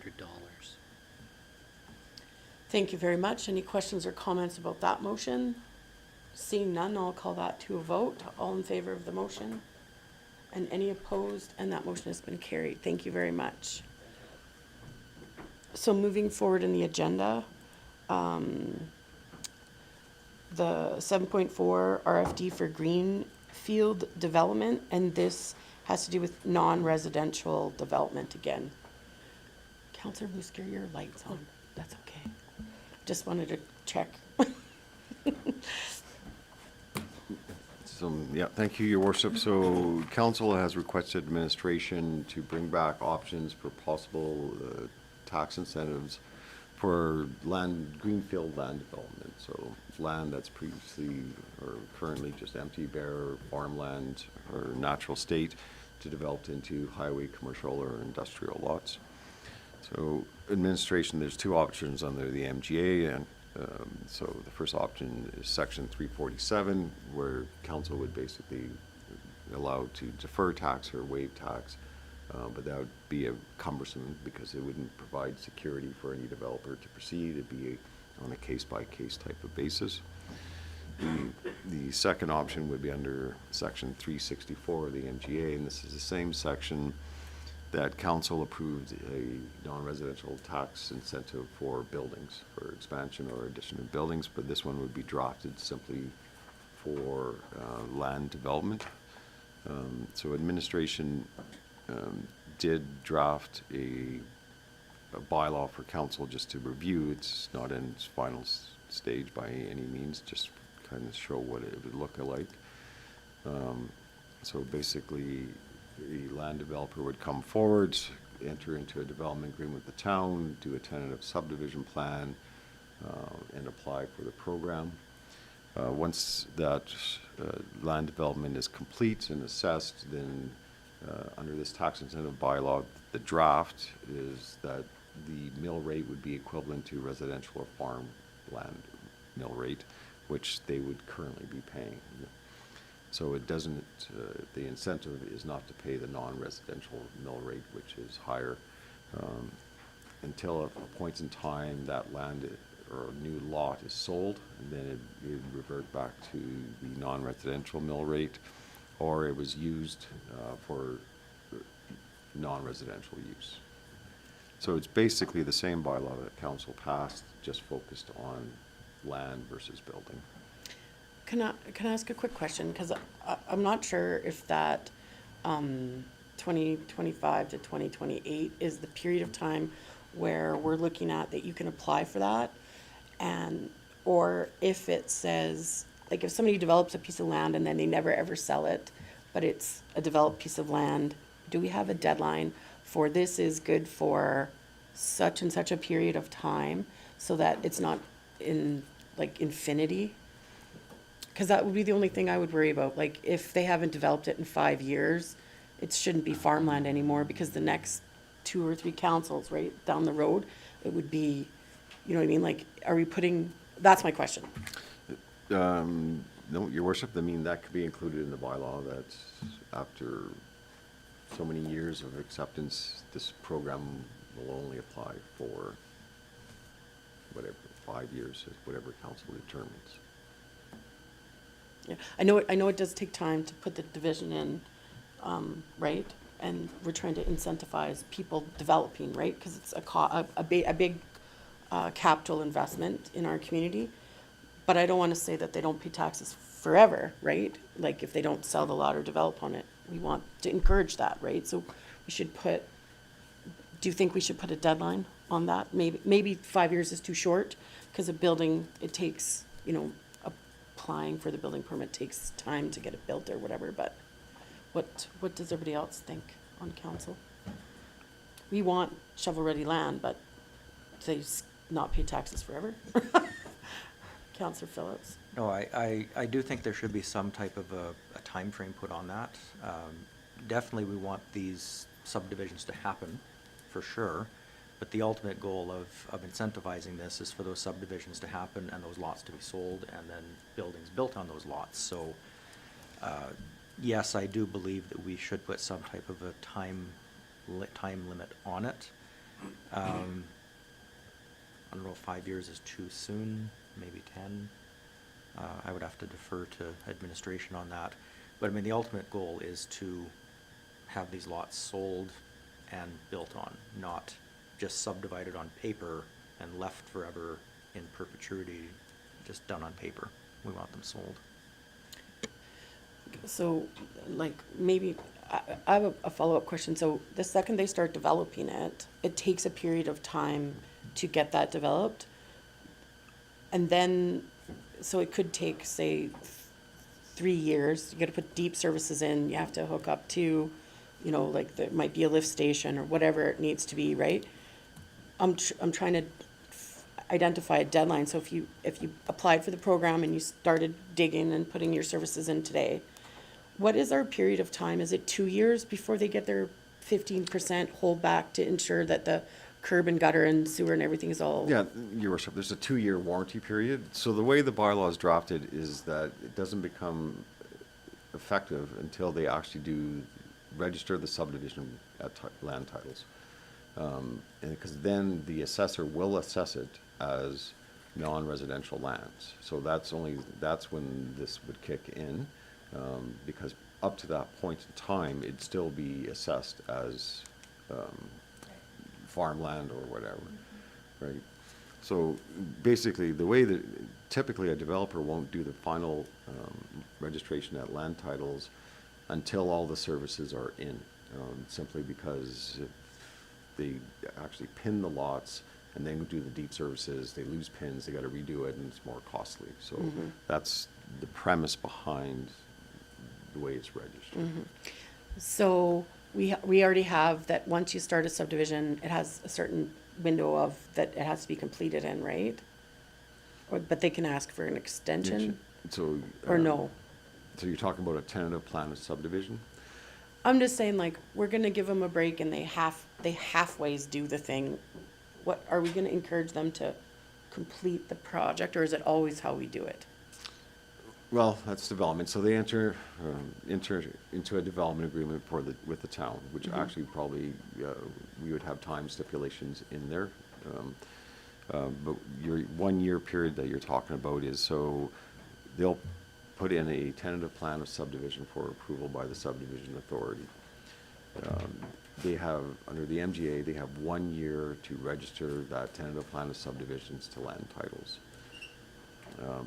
If they do not register within 1 year, they can ask council for an extension of that tentative plan of subdivision for like another period of time. So it does stay within council's control of approving the tentative plan of subdivision. Okay.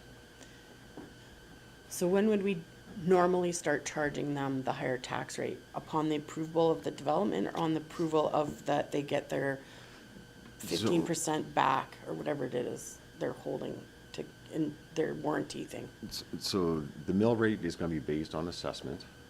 So the assessor will assess it as non-residential once the lots are created at land titles. So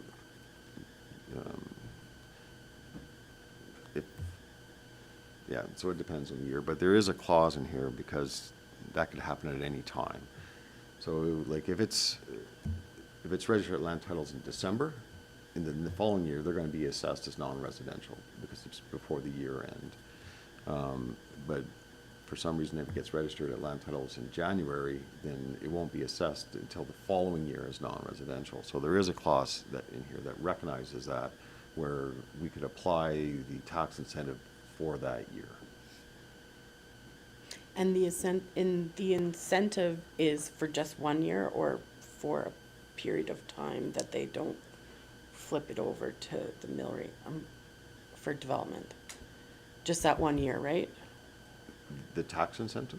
Yeah, what is the incentive? The incentive is that they don't pay the higher mill rate for 1 year after development, right? No, that's the time period that I think we were just discussing at the beginning, right? Okay. In here, the way this draft sample bylaw is written, it's until they sell the lot. There is no time period. I think council just asked for a time period. I think we should put a time period on. Councillor Phillips, what do you think? I like the until the lot is sold, because in some, you take a 20 or 30 lot subdivision, it may take 10 years to sell all 20 or 30 lots. But in the opening 5 years, you may sell 5 or 6 or whatever. So I like that this doesn't take effect until that lot actually sells. Then it becomes assessed and taxed under the non-residential. Until then, I like seeing it as ag, because that will incentivize developers to put the services in, to subdivide, get it onto the land titles, and now that land is ready to sell, but they're still not paying the taxes until that land sells. To go back to my previous question of what we should have a time limit on there, that was for what Mr. Kraus has talked about with the plan.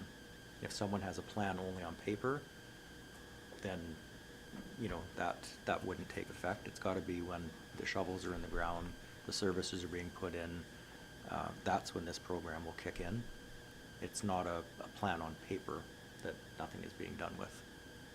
Yep, so if you look at section 3.1, that's all the criteria to actually qualify for the tax incentive, and it's talking about enter into the development agreement. Subdivision plan has been approved, construction of all required municipal and utility services. So all of that has to happen before this tax reduction comes into play. And then. So it can't be just on paper. And then the timeline is how long the program's available? 25 to 28? That's just, this program runs from 2025 to 2028. I mean, Perfect, council that's- can extend it or. I just wanted to, I wanted to clarify Yeah. what, is it, I like deadlines, because then you push developers to get their butts in gear. It's like a one-time sale offer, you have to buy it today. Counselor, Mr. Kraus, did you have something else to Oh, add? or- no. Okay, so Counselor Phillips? Yeah, I just think that this is a good thing that we're looking at here, because it will incentivize someone to subdivide a raw piece of land, because the taxes aren't gonna be the hindrance to doing it. You're not gonna be paying taxes on something that you haven't sold yet. It's going to be taxed once it's sold, so this will, along with our other tax incentive bylaws, I think will incentivize more development. And that's what we're looking for in the town, is we're looking for more development and more land to be shovel-ready. And I think this is a good tool and a good avenue to go about, and I support this. Your worship, just for clarification, so in this sample bylaw, they are still being taxed, it's just at the residential farmland, it's like, yeah. Okay. Okay. That makes sense, because we're not giving, yeah, that makes sense, because we're not losing anything then. Do we want to put it has to be sold in 10 years on it, or just leave it completely wide open?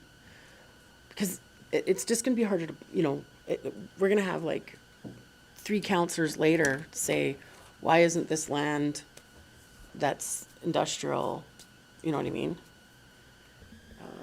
What do you think? Counselor Musker? Thank you, Your Worship. Yeah, we don't want to make life harder for 2 councils down the road, but at the same time, that will be their job to deal with at that time, so. Okay. Counselor Phillips? And to me, there is a time limit on this right now, and the council of that day can relook at this and tweak it and change it if they so desire. So I see there being opportunities for future councils to look at this.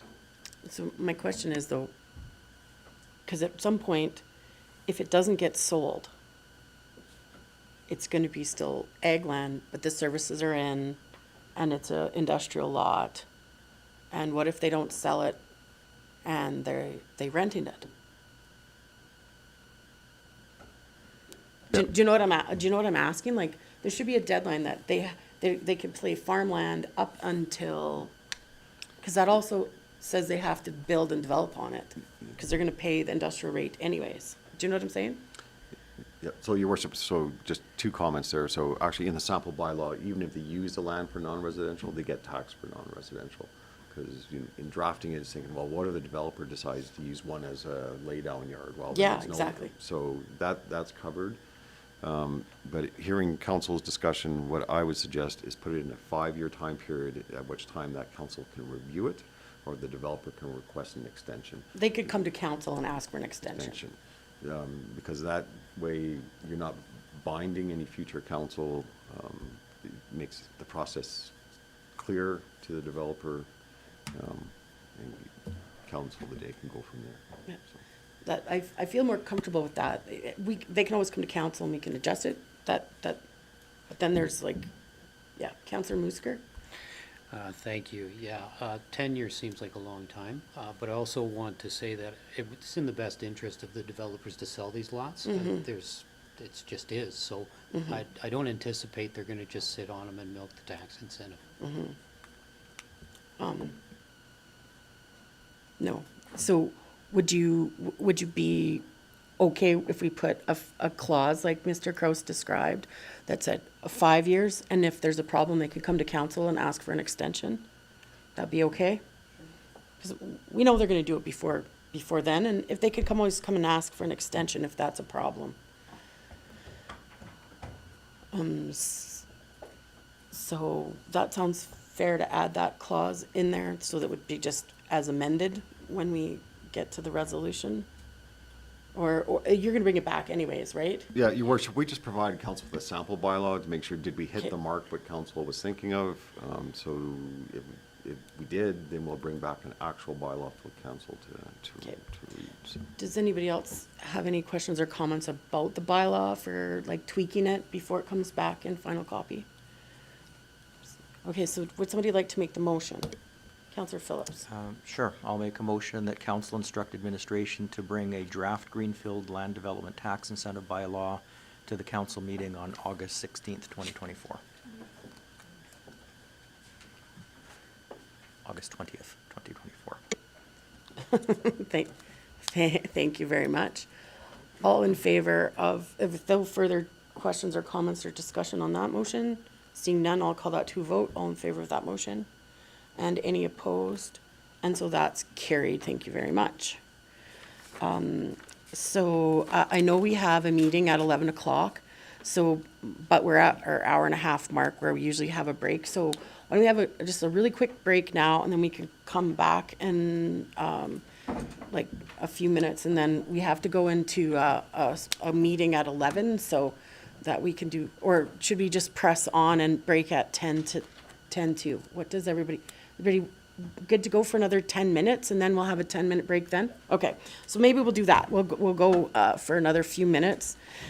So with the other incentive on the Greenfield, just before we move on, we're good to just set that aside and go with the bylaw as written and not worry about any, there was like another proposal, so we're good, is that correct? Everybody, yeah, okay, so moving forward to 7.5 then. It's the rural renewal stream vacancy, and so we're gonna follow up with that. Mr. Schrader. Good morning, Mayor and Council. Need to apologize before I start in regards to, I don't have my hearing aids, so I'll try to hear as best I can. I won't be trying to ignore you, but I just don't have my hearing aids today. So, like I said, I've been hearing pretty good today. So, anyway, I'm just kind of giving you the heads up if I don't respond back to you right away. So I apologize. Just before Council today, in regards to the Rural Renewal Stream Program, on April 2nd, we Council directed administration to look for a part-time staff member to operate and run this program. We did have a qualified applicant that we were in the process of hiring. That individual backed out about 4 weeks ago. So we're in the process of looking for another part-time staff for this position. We have not received any qualified applicants in the last 4 weeks. Just looking for direction from council in regards to whether we continue looking for part-time staff, or do we increase the program or the position to a full-time. Of course, the budget would need to be looked at in regards to the cost of a full-time employee. We can keep looking for a part-time, but we're still struggling in regards to filling this position. So we've been, I just have a quick question. We've been already working on the program, thinking that then when we have someone, we'll play catch up. Does that sound right? And do you think that we can continue the way we are, or is it putting too much stress on being able to accomplish your current duties? Do you want me to answer it, or? What were you- sure, go I ahead. don't know if you heard the question. Oh. So, Mayor, where we're at right now, like, our application is ready to go into the province to become part of the program. We haven't submitted to the province yet until we have the position in place, because we know the workload that comes with this program cannot be handled by our current staff. Mr. Hartling, he's our only economic development officer, and there's a lot going on in the summer with Market on Main and every other event and all of his other activities. So that's where we're at with the program. We're ready to submit to the province once we know we have the resources that we can actually perform the required work for the program. Councillor Phillips. It's kind of ironic that we're having trouble filling a position for a position that's meant to bring in workers. It's kind of ironic that we're having trouble filling it. So for me, I would like to see us continue to look for that part-time employee. Has there been any thought of looking at other municipalities that have this program in place that may have only a half-time employee where we could possibly share that employee? I don't know if that's an option. I think the or not. process for that, we would have to apply as a region, as far as, say Sylvan Lake, if we wanted to work together, we would have to do a submission for both communities to the province. I think what Councillor Phillips is saying, though, is could we reach out to a neighboring community and see if that person that's in that position would work part-time for us and just travel out and fill the position? Have we thought about doing something? Is that maybe what you're asking, or am I off the mark on that? I mean, I don't know how that would look, having a shared employee, whether we'd have to do a dual submission or whether we'd be able to do it separately. I don't know how that would work. And I guess I would have to research in regards to whether communities have a part-time position in place. I think the ones that we kind of in Central Alberta all have full-time that I'm aware of. So, So, Councillor Hutchinson? Thank you. I'm just concerned with having a number of conversations with other economic development officers and whatnot, and how it's taking 80 to 90% of their time to implement and work with this program. And another concern is how many municipalities have put their program on hold because of the backlog that's happening with the system. And I mean, in theory, it's a good system, but I don't know that it's the right system to be in place. And I just would caution us, maybe at this time, to be committing to a full-time staff member. And I don't know, maybe that's something that to find those funds is something that we'd have to be looking at service level review. So I agree with Councillor Phillips. I think we should press on with looking for the position. The sooner we fill that position, the sooner we can get assistance for those businesses in our community that are short-staffed and looking for people, and apparently including ourselves. So that's what I think we should press on and try find that. But I don't know why our application couldn't go forward. But I defer to what you think is best. Councillor Musker? Yes, thank you, Your Worship. I'd just like to add to Councillor Hutchinson's comments.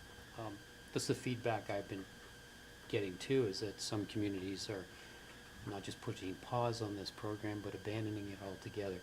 I'm not willing to commit to a full-time position on this. But that being said, it seems to me that it's a good program. It's just going through some growing pains, and now may not be the time to jump in with both feet. So I would like to see it postponed as well. Postponed or just press on with a half-time position? Because I guess if we can fill the position, yes. for half-time. But not a full-time. I just don't see the benefit at this point. It just, the lag time to get any benefit out of it is just too great. Yeah.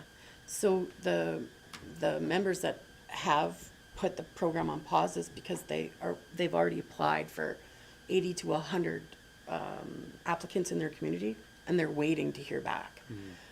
I know that there's other communities still signing up, like Mountain Views was asking a lot of questions. When I was at the meeting a couple of weeks ago, we had all the mayors said, it's important, but once you fill your quota, but we still need to apply for the program and get on board with it. So I'm happy with, get in the queue of being able to do stuff. And that means we have to wait for a 0.5 person, then that's what we do. But I'm just wondering if we couldn't apply, and then they're not giving out those, they've only got so many applicants that they deal with, and then then we can keep looking for that person, and we don't have to do anything anyways if we apply. What my understanding is, but it could be wrong. So Councillor Auld? Thank you. Do you know, was it Red Deer that just opted out of this program? Sylvan Lake. Sylvan did, but did Red Deer not, aren't they? Not according to. as well? No, they were not on. They weren't on it to begin with. Maybe that's what it was. Your light was off. We are, So someone pulled out and Redder's not on the program. that's right. Yeah. And there's been, I But did a little But search. the reason why Sylvan Lake has put it on pause is because they've filled up their quota and they're waiting for feedback. Yeah, there was, the main objective there, Mayor, was, the province is so backlogged. Yeah,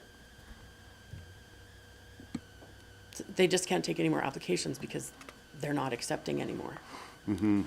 But that doesn't mean that we can't put our, like, I don't know what we do.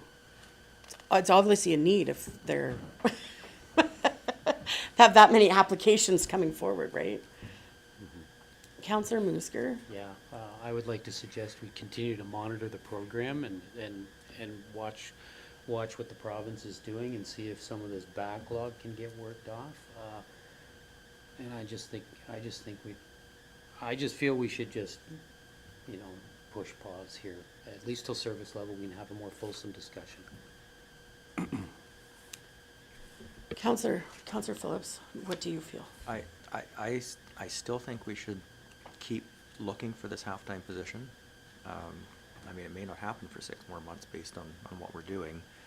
We can definitely have another discussion at service level for sure.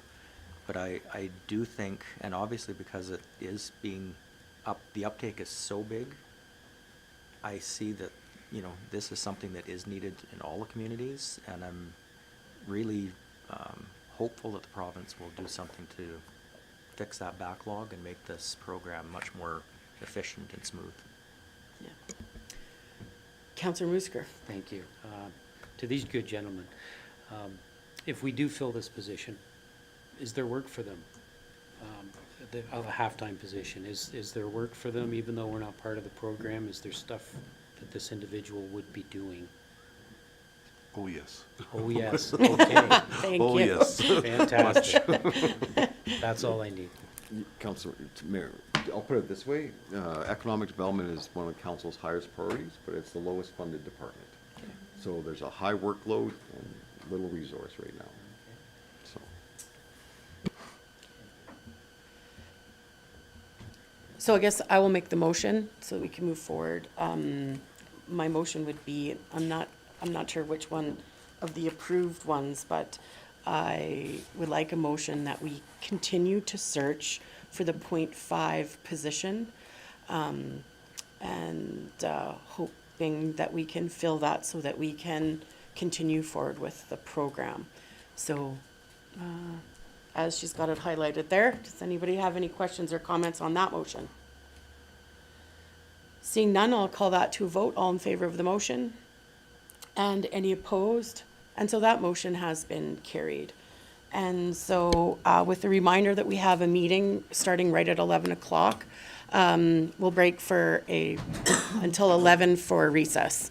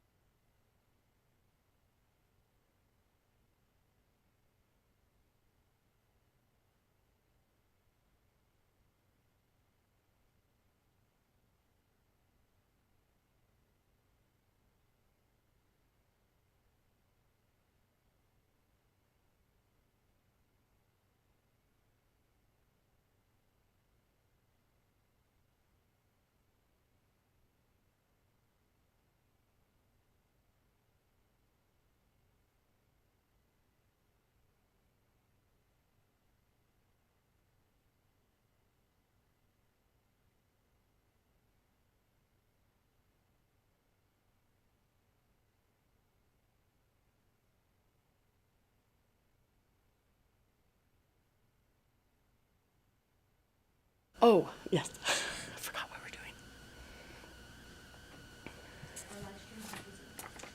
doing. Welcome back to the Town of Rocky Mountain House for July 16th, 2024. We have to go into closed session for 16.2, scheduled at 11 a.m. So I'm looking for a motion to go into closed session. Councillor Caprero, Deputy Mayor Caprero. Thank you. I will make the motion to go into closed session. All, if there's no further questions or comments on that motion, all in favor of the motion? And any opposed? And so that motion has been carried. We are now going into closed session. Thank you.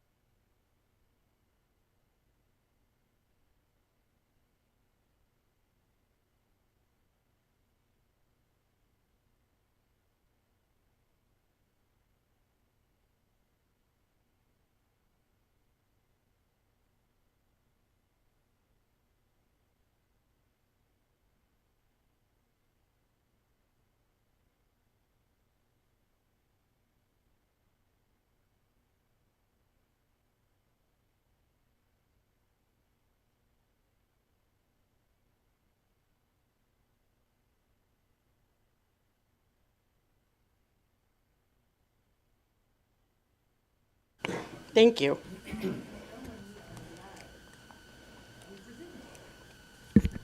Thank you very much. Welcome back to the Town of Rocky Mountain House. Town Council meeting for July 16th, 2024. And we are finished with one of our closed session items. So we're going to go back to our agenda. And I believe that we are at 7.6 MPC. Is that correct? So Councillor Phillips, this is your notice of motion. Did you want to read your motion out loud? Yes. So the motion is the council discuss eliminating the MPC, the Municipal Planning Commission, to expedite the planning and approval process for the town of Rocky Mountain House. So that's the official motion. We were at the Cape meeting a few weeks ago, and there's a couple of municipalities that have done this already where they have actually eliminated their MPC committees. And I feel that we have recently redid our land use bylaw, and in doing that has eliminated the need for a lot of MPC committees.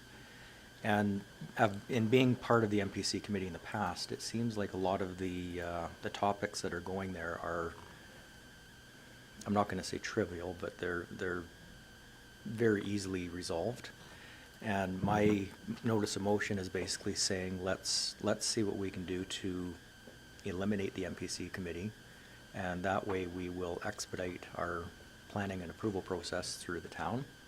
Because anyone that's not familiar with the process, if something's not quite right and the planning department can't approve it, now it's got to go into an MPC meeting, which there's only a select few of those over the course of the year.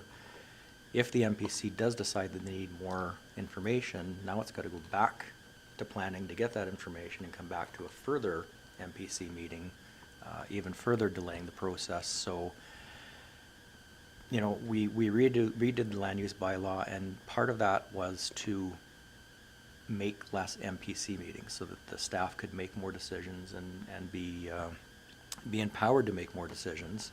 And I just think that this is something we should discuss, and you know, if we can have this come to fruition, it will just speed up the approval process. Thank you very much, Councillor Phillips. Mr. Kroos, is it, from our discussion leading up to this meeting, it's my understanding that there's very few planning issues that come before MPC. It's usually when they're way outside, like outside the comfort level of planning department to grant those, you know, outside the rules and normals. This isn't, you don't have to go to planning. It's just if there's a problem that planning doesn't feel comfortable giving leeway to. Is that not correct? So currently, under our land use bylaw, the variance powers of our development officers is pretty significant. It's not controlled by any percentage or anything like that, so they have a lot of discretion. So when they do take an item to the MPC, it's typically for when a variance is significant, for the MPC to review for a second look. I don't know how many we've had this year. I don't know who's on the MPC, but that is typically what happens. So I'm just thinking that, with that being said, I know other communities, everything runs through MPC, like most of their planning. They don't give powers to their planning department, and the whole world's trying to perpetuate planning and development and housing. And so this is why the discussion came up at Cape, is because some councils or some communities don't have it. But with our large variance, I still think that if something's way outside the regular boundaries, it should come to council for discussion, and either to set better rules for our community or to ensure that everyone has a voice. So I'm sort of not in favor of doing that because of what we currently do. Is anybody else? Councillor Hutchinson. Thank you. Yeah, I was part of that conversation that was had at Cape. And it kind of seemed the direction was let the experts do what the experts do. And I think if this council is comfortable with our land use bylaw, and being a member of the MPC, some of the items that come through, I think it would be sufficient for staff to be taking care of those items if, again, if we're comfortable with the land use bylaw. Counselor Ald. Thank you. I am totally comfortable with our staff and their ability to make those decisions, but in the event that a developer had something that they felt strongly about and wanted to push it forward past the planning, would they still be able to come to council as a delegation, either in camera or? No, so the development officer would make a decision, but they would have a right to appeal that decision to the SDAV.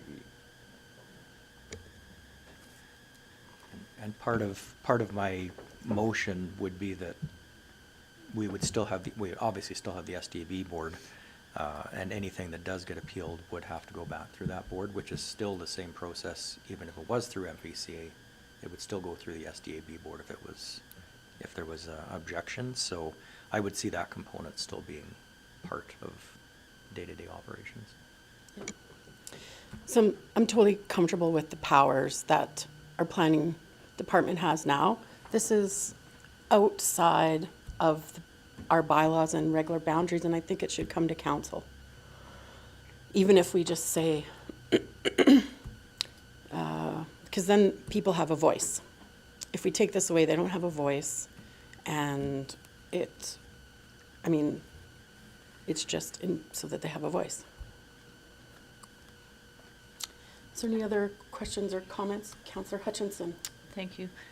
I guess I'm confused when you say that it should be coming to council, because with the MPC board, say they want the approval of a variance of some sort, and we say yes or no, it's got nothing to do with council, it's not coming to council, so I just kind of, maybe if you could clarify what you mean by. Are you on council? Are you part of the MPC? You bring that stuff back to us, right? So then that's how council would be involved with the MPC board. Okay. So, Mr. Kraus, our MPC board is a self-standing board. It's made of 2 council members and 3 public members at large. Once the decision of MPC is made, it's made. It doesn't have to come back to council, correct? That's correct. They are a Yes. development authority, so they'll make a decision on the permit application. Yes. So my motion is to eliminate that board, because we've changed our land use bylaw to make it a lot more allowable for our staff to make that decision. And I think why have another step in the approval process when we can eliminate that step and just let the staff have the approval for that? If there's an appeal that needs to be done, it can go through the SDV board like it always has been. I just, to me, this is just, you talk about red tape elimination, this is one way of eliminating some red tape. Thank you, Councillor Phillips. Councillor Musker. Yes, thank you, Your Worship. I think the concern might be accountability. And I'm just wondering how that is still addressed without municipal planning committee. To Councillor Phillips. Sorry, Thank you. I'm not sure the question, accountability as far as how. Just accountability and decision-making. If something comes, if our development officers are making the decision, who are they accountable to? I would say to the CAO. Yes. Okay, I mean, ultimately, it rises up to the CAO. sure. Who answers to us? So that's good. That's all I wanted. I wanted to know what the accountability chain would look like without an MPC. Okay, so, Councillor Ald, your light is on. Yes, thank you. Yeah, and if it goes, if the developer doesn't like the answer from planning, that SDBA board, they get involved where we deny it, they still have that option to go for an appeal.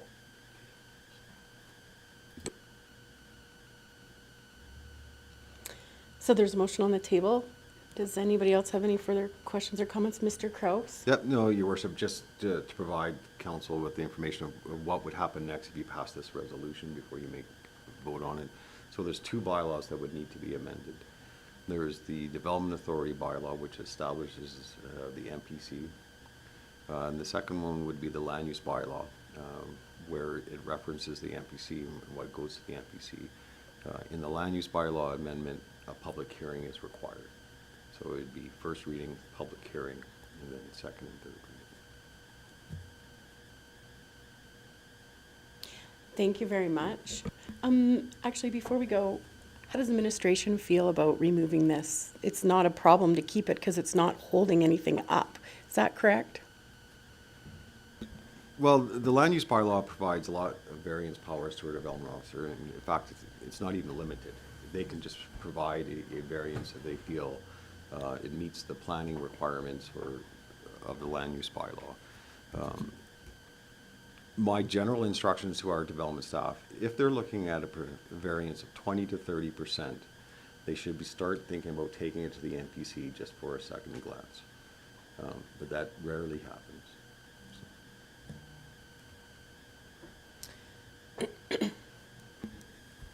Councillor Hutchinson, did you have a follow-up? Thank you. Yeah, just looking on our webpage, to go back, it's an average of two, like, we had 2 meetings this year, there was 2 last year, there's only 4 in 2021, so I think staff is doing a really great job on making sure that the land use bylaw is being followed, and very rarely is it being brought to MPC for discussion. Just as some food for thought.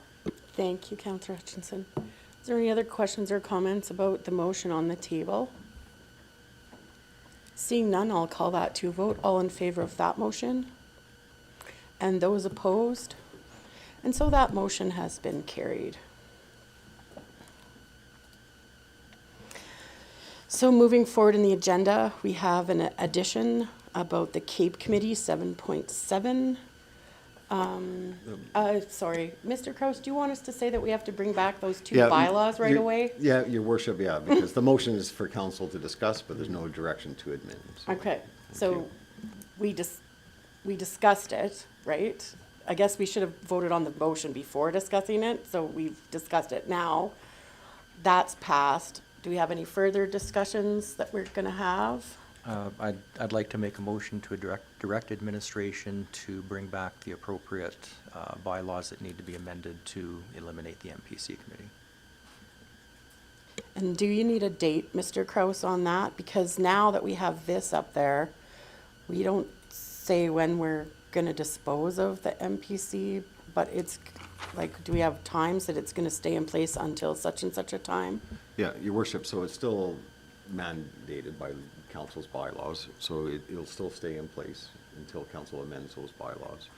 I would ask that we bring it back for first reading consideration in the first meeting in September, if that suits council. Okay. Councillor Phillips, do you mind amending your bylaw to put a date on that? Yes, I'll just add the date of the first meeting in September. Mr. Kraus, is there any other motions that we need to make following that? Okay, so now there's a second motion on the table to bring back the documents that are going to be changed by this first motion and to the September meeting, just to review what we're voting on. All in favor of that motion? And any opposed? And so that motion has been carried. And that concludes now 7.6. Now we're at 7.7. The CAPE committees. Councillor Phillips. Yes, a few months ago, we had had discussions about CAPE committees, and I had put my name in for the Transportation and Logistics Committee, and I just wanted to let council know that I was approved to be on that committee. So we are actually having our first meeting next Monday. I just wanted to let council know that I am on that committee now. Thank you, Councillor Phillips. So I'd like to make a motion to accept for information Councillor Phillips' information. So we can move on with the agenda. Any other questions or comments? All in favor of the motion? And that's carried. Thank you very much. So correspondence for action, Alberta Care Conference 2024. Is it someplace fun that everybody wants to go to? Seems like it's in Bonnyville. Mr. Kraus, is this something that we normally attend? Your worship, when we had the Waste Authority, we were involved in the Waste Authority and landfill. Yes, some council attended. This conference is more about landfills versus just the whole waste collection industry. So, I mean, I would not be sending any staff to this. So, just Okay. So I'd like to make a motion that we accept for information the Bonnyville Care Conference. We can move on with the agenda. Any questions or comments about that motion? So seeing none, I'll call that to vote. All in favor of the motion? And that's carried. Moving forward to 8.2, temporary closure notice for July 8th, 2024. Like we've already done the letter. Are we doing an update? I'm not. no. Councillor Phillips? Yeah, just since this topic has been brought up and since this letter has been created, our ER has been closed 2 more times. Yesterday was actually closed with no notice. We just got the notice that it's all of a sudden closed indefinitely. Anytime we get our MLA or any cabinet ministers, I think we need to start making a lot of noise, because this is becoming an epidemic to me. It's happening far, far, far too often. So yes, we need to send this letter, but I think we need to do more than just sending a letter. We need to, anytime we get an MLA or anybody's MLA in front of us, doesn't matter if it's our own, we need to make this a topic of discussion. Thank So, you. Your worship, just to let council know, the premier has received the letter. They've acknowledged they received the letter and advised they'd be responding. So is the Minister of Health.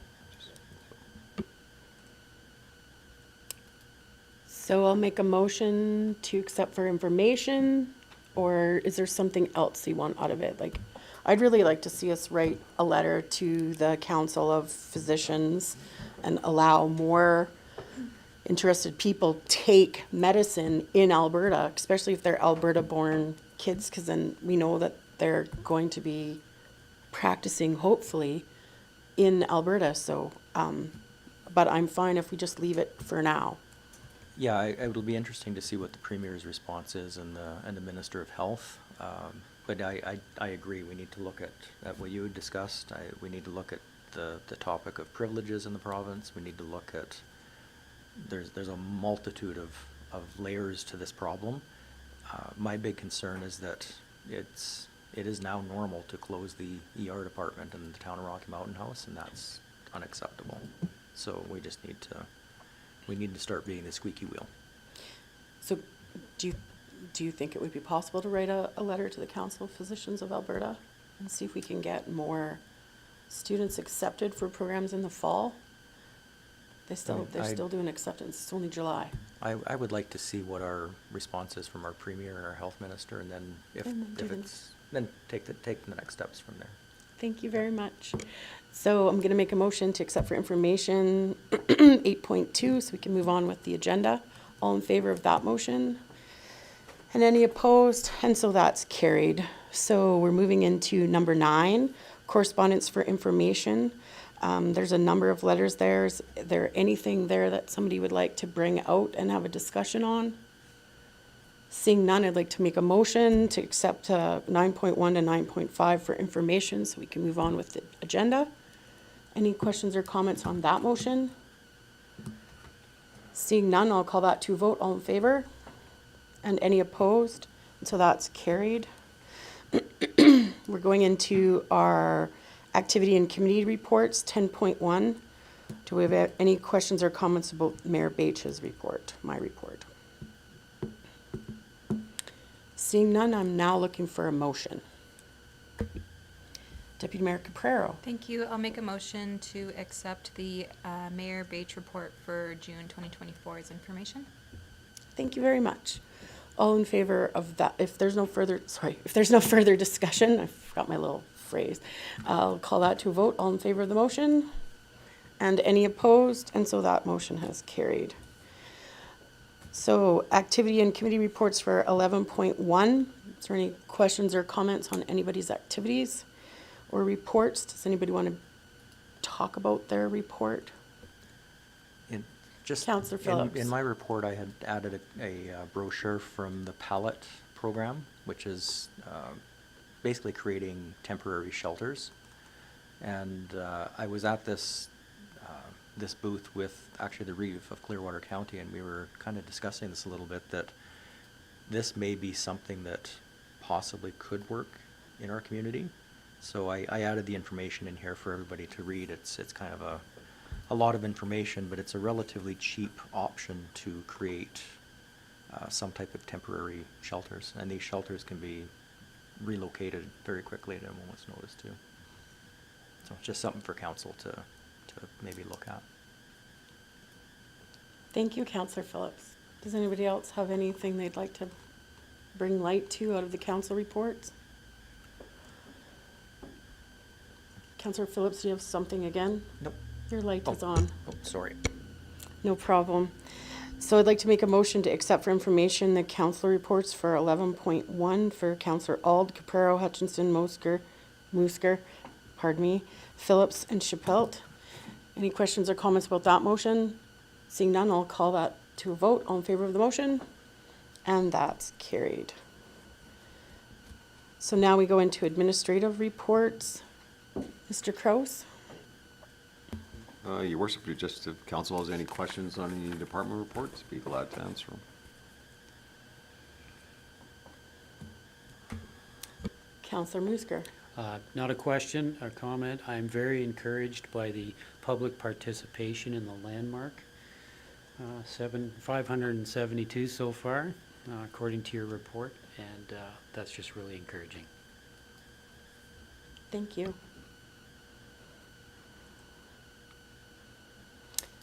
Would somebody like to make a motion?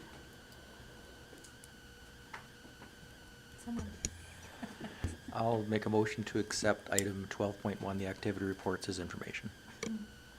Thank you very much, Councillor Phillips. All in favor, if there's no further questions or comments about those reports, call that to a vote. All in favor of that motion? And that's carried. Thank you very much. So now we move to the action list for July 16th, 2024. Yep, so thank you, your worship. So just going through them. So the first one is the ED closures at the hospital. So that's complete. The letter's gone out and the premier has received it. So we'll can take that off the list until we receive a response. The tax incentives, that was discussed by council today, so that'll be coming back in the form of a bylaw. National Historic Site discussions, that is in regards to the landmark project, and that is ongoing. It's Ms. Button is directing that, and be part when we get the survey back to council. Clean Energy Improvement Program, that is scheduled for September 10th. The same with the community grant policy, scheduled for September 10th. The federal complement discussion, that is in progress still. I'm seeking some additional information for the RCMP to put that report to council. The next one is the town flag policy. That is scheduled to September 10th. The report is actually complete, so if council wanted to move it up, we could.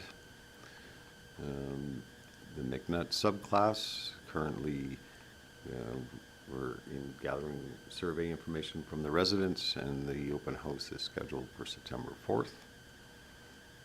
The next two are tabled notice of motions by yourself, your worship. So I'm not sure if council wants to remove the first one on the airport building with the tender coming forward. You could remove both of those. Okay, so we probably just ask for a motion that the tabled motions be Okay, so can I address the third thing on your Oh, list? yeah, absolutely, that's Yeah, yours. so I've talked to the mayors. So it's through Alberta municipalities, and I'm fine if we don't participate in that.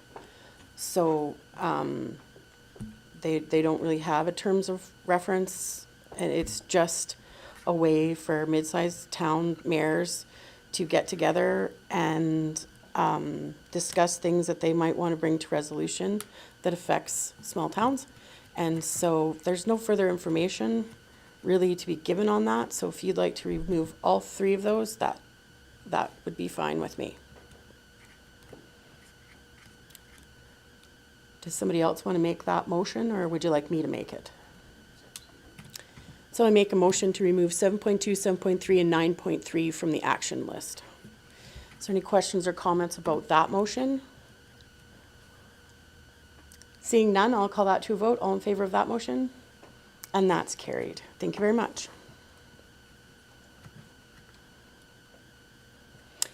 So I guess now we need a motion. If there's no further questions for Mr. Kraus on the action list, we need a motion. I'll make a motion to accept the action list for July 16th of 2024. All in favor of that motion? And that's carried. Do we have any administrative inquiries today? Number 14. Councillor Phillips. Thank you. I just have one. A resident has said that our bulbs on Main Street, getting a wheelchair onto those bulbs off of the street is not an easy thing to do. So I was just wondering how that comes up as an administrative inquiry. I don't know what we can do about that. If it's, I guess evidently it's very difficult to get a wheelchair on this. It's just a little hump, but it's enough of a hump that it's difficult for wheelchairs. Mr. Kraus? At first I heard of Okay. this, but I can definitely have engineering operations look into that. Okay, But I'm thank you. I'm sure it probably meets engineering standards for it, but we'll verify it, and maybe some concrete needs shaving or something, so we'll Thank look you. into it. Can you also look at the crosswalk at 54th Street, and I don't know what Highway 11A is called? 52nd Avenue. I had to get out of my car and push the button for somebody in a wheelchair yesterday. You can't reach the push button in a wheelchair when you get up, so you go up the ramp and you come on the far side. The button's on the wrong side of the bulb, so you can't reach it. So I had to get out of my car in traffic, push the button for him so that he could cross the street. And so I don't know if we can move the button to the bulb side of the post. It's the first time that's ever happened to me, but he just politely asked me, and I had to get out of my car and push the button for him, so that's interesting. Yeah, that would be Alberta Transportation's property, but we definitely can make an inquiry if they can locate it. Yeah. So, Yeah, I don't know if it can be, or if we have to do something with the bulb, but if we just put that on our radar, that'd be great. Do we have any other administrative inquiries? I did receive an email, and I'll forward it to council for the next meeting, about noise at the pickleball courts. And when they're outside of sort of like our general noise bylaw hours, it's disturbing to some of the residents. And so I'll be bringing that forward if I don't know who they should talk to in the meantime, for issues of, because the credit union light shines fully on the pickleball courts. At 2 a.m, you could be drunk and playing on your skateboard there. So I don't know who they should call. yeah, Your Worship, and the administration's aware of that. Okay. And there actually is going to be, I believe our staff are looking at signage going up, like no use after whatever time, I think it's 10 p.m. or whatever. Okay. Community standards bylaw is. Okay, awesome. Thank you so much. It's great, but we just need maybe some rules around noisy people. Thank you. Do we have any other administrative inquiries? No. So do we have any notices of motion today? And so, do we need to have a recess before we go into closed session? They're all items. Mr. Kraus, do we need to have a recess before we go into closed session today? No, okay. So I don't have to excuse anybody from the room. So we have a number of closed session items we still need to address. So looking for a motion to go into closed session. Counselor Phillips? I will make that motion. Thank you very much. All in favor of that motion? And any opposed? And that's none, and so that's carried. We're now moving into closed session.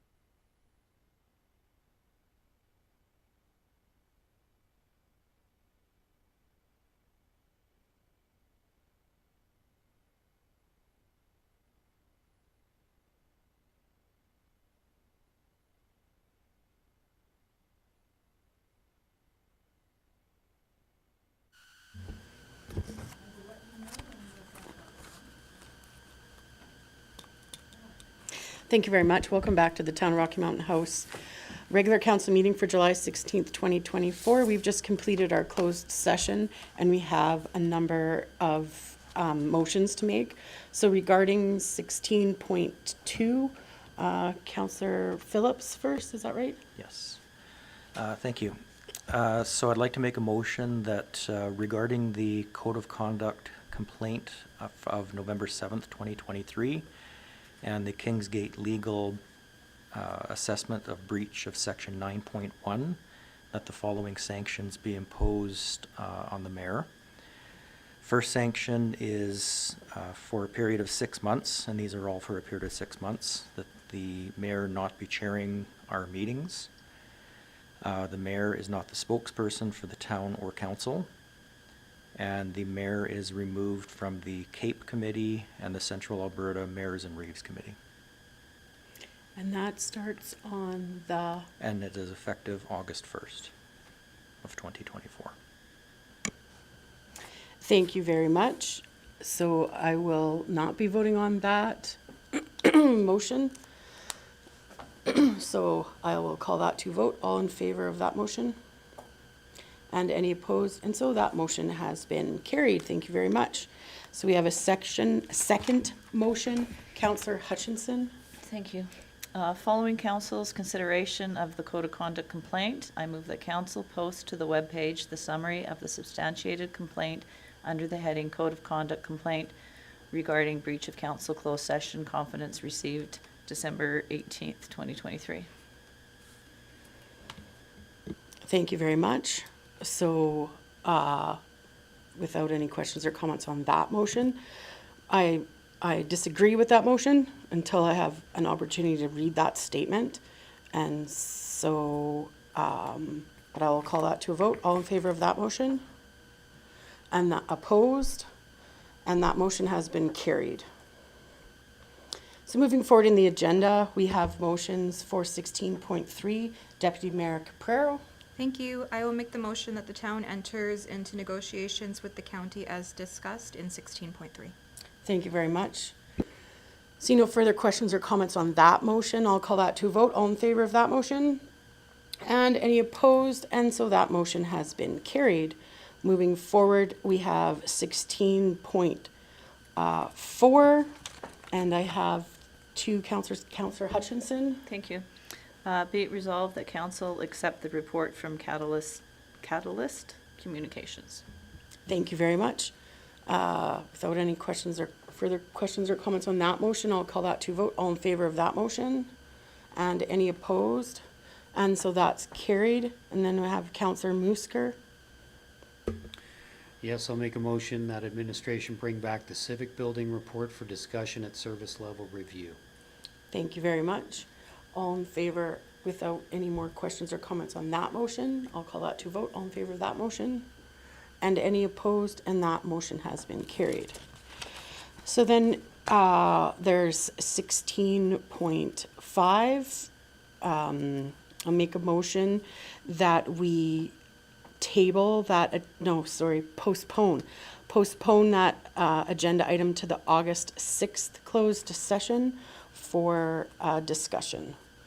All in favor of that motion?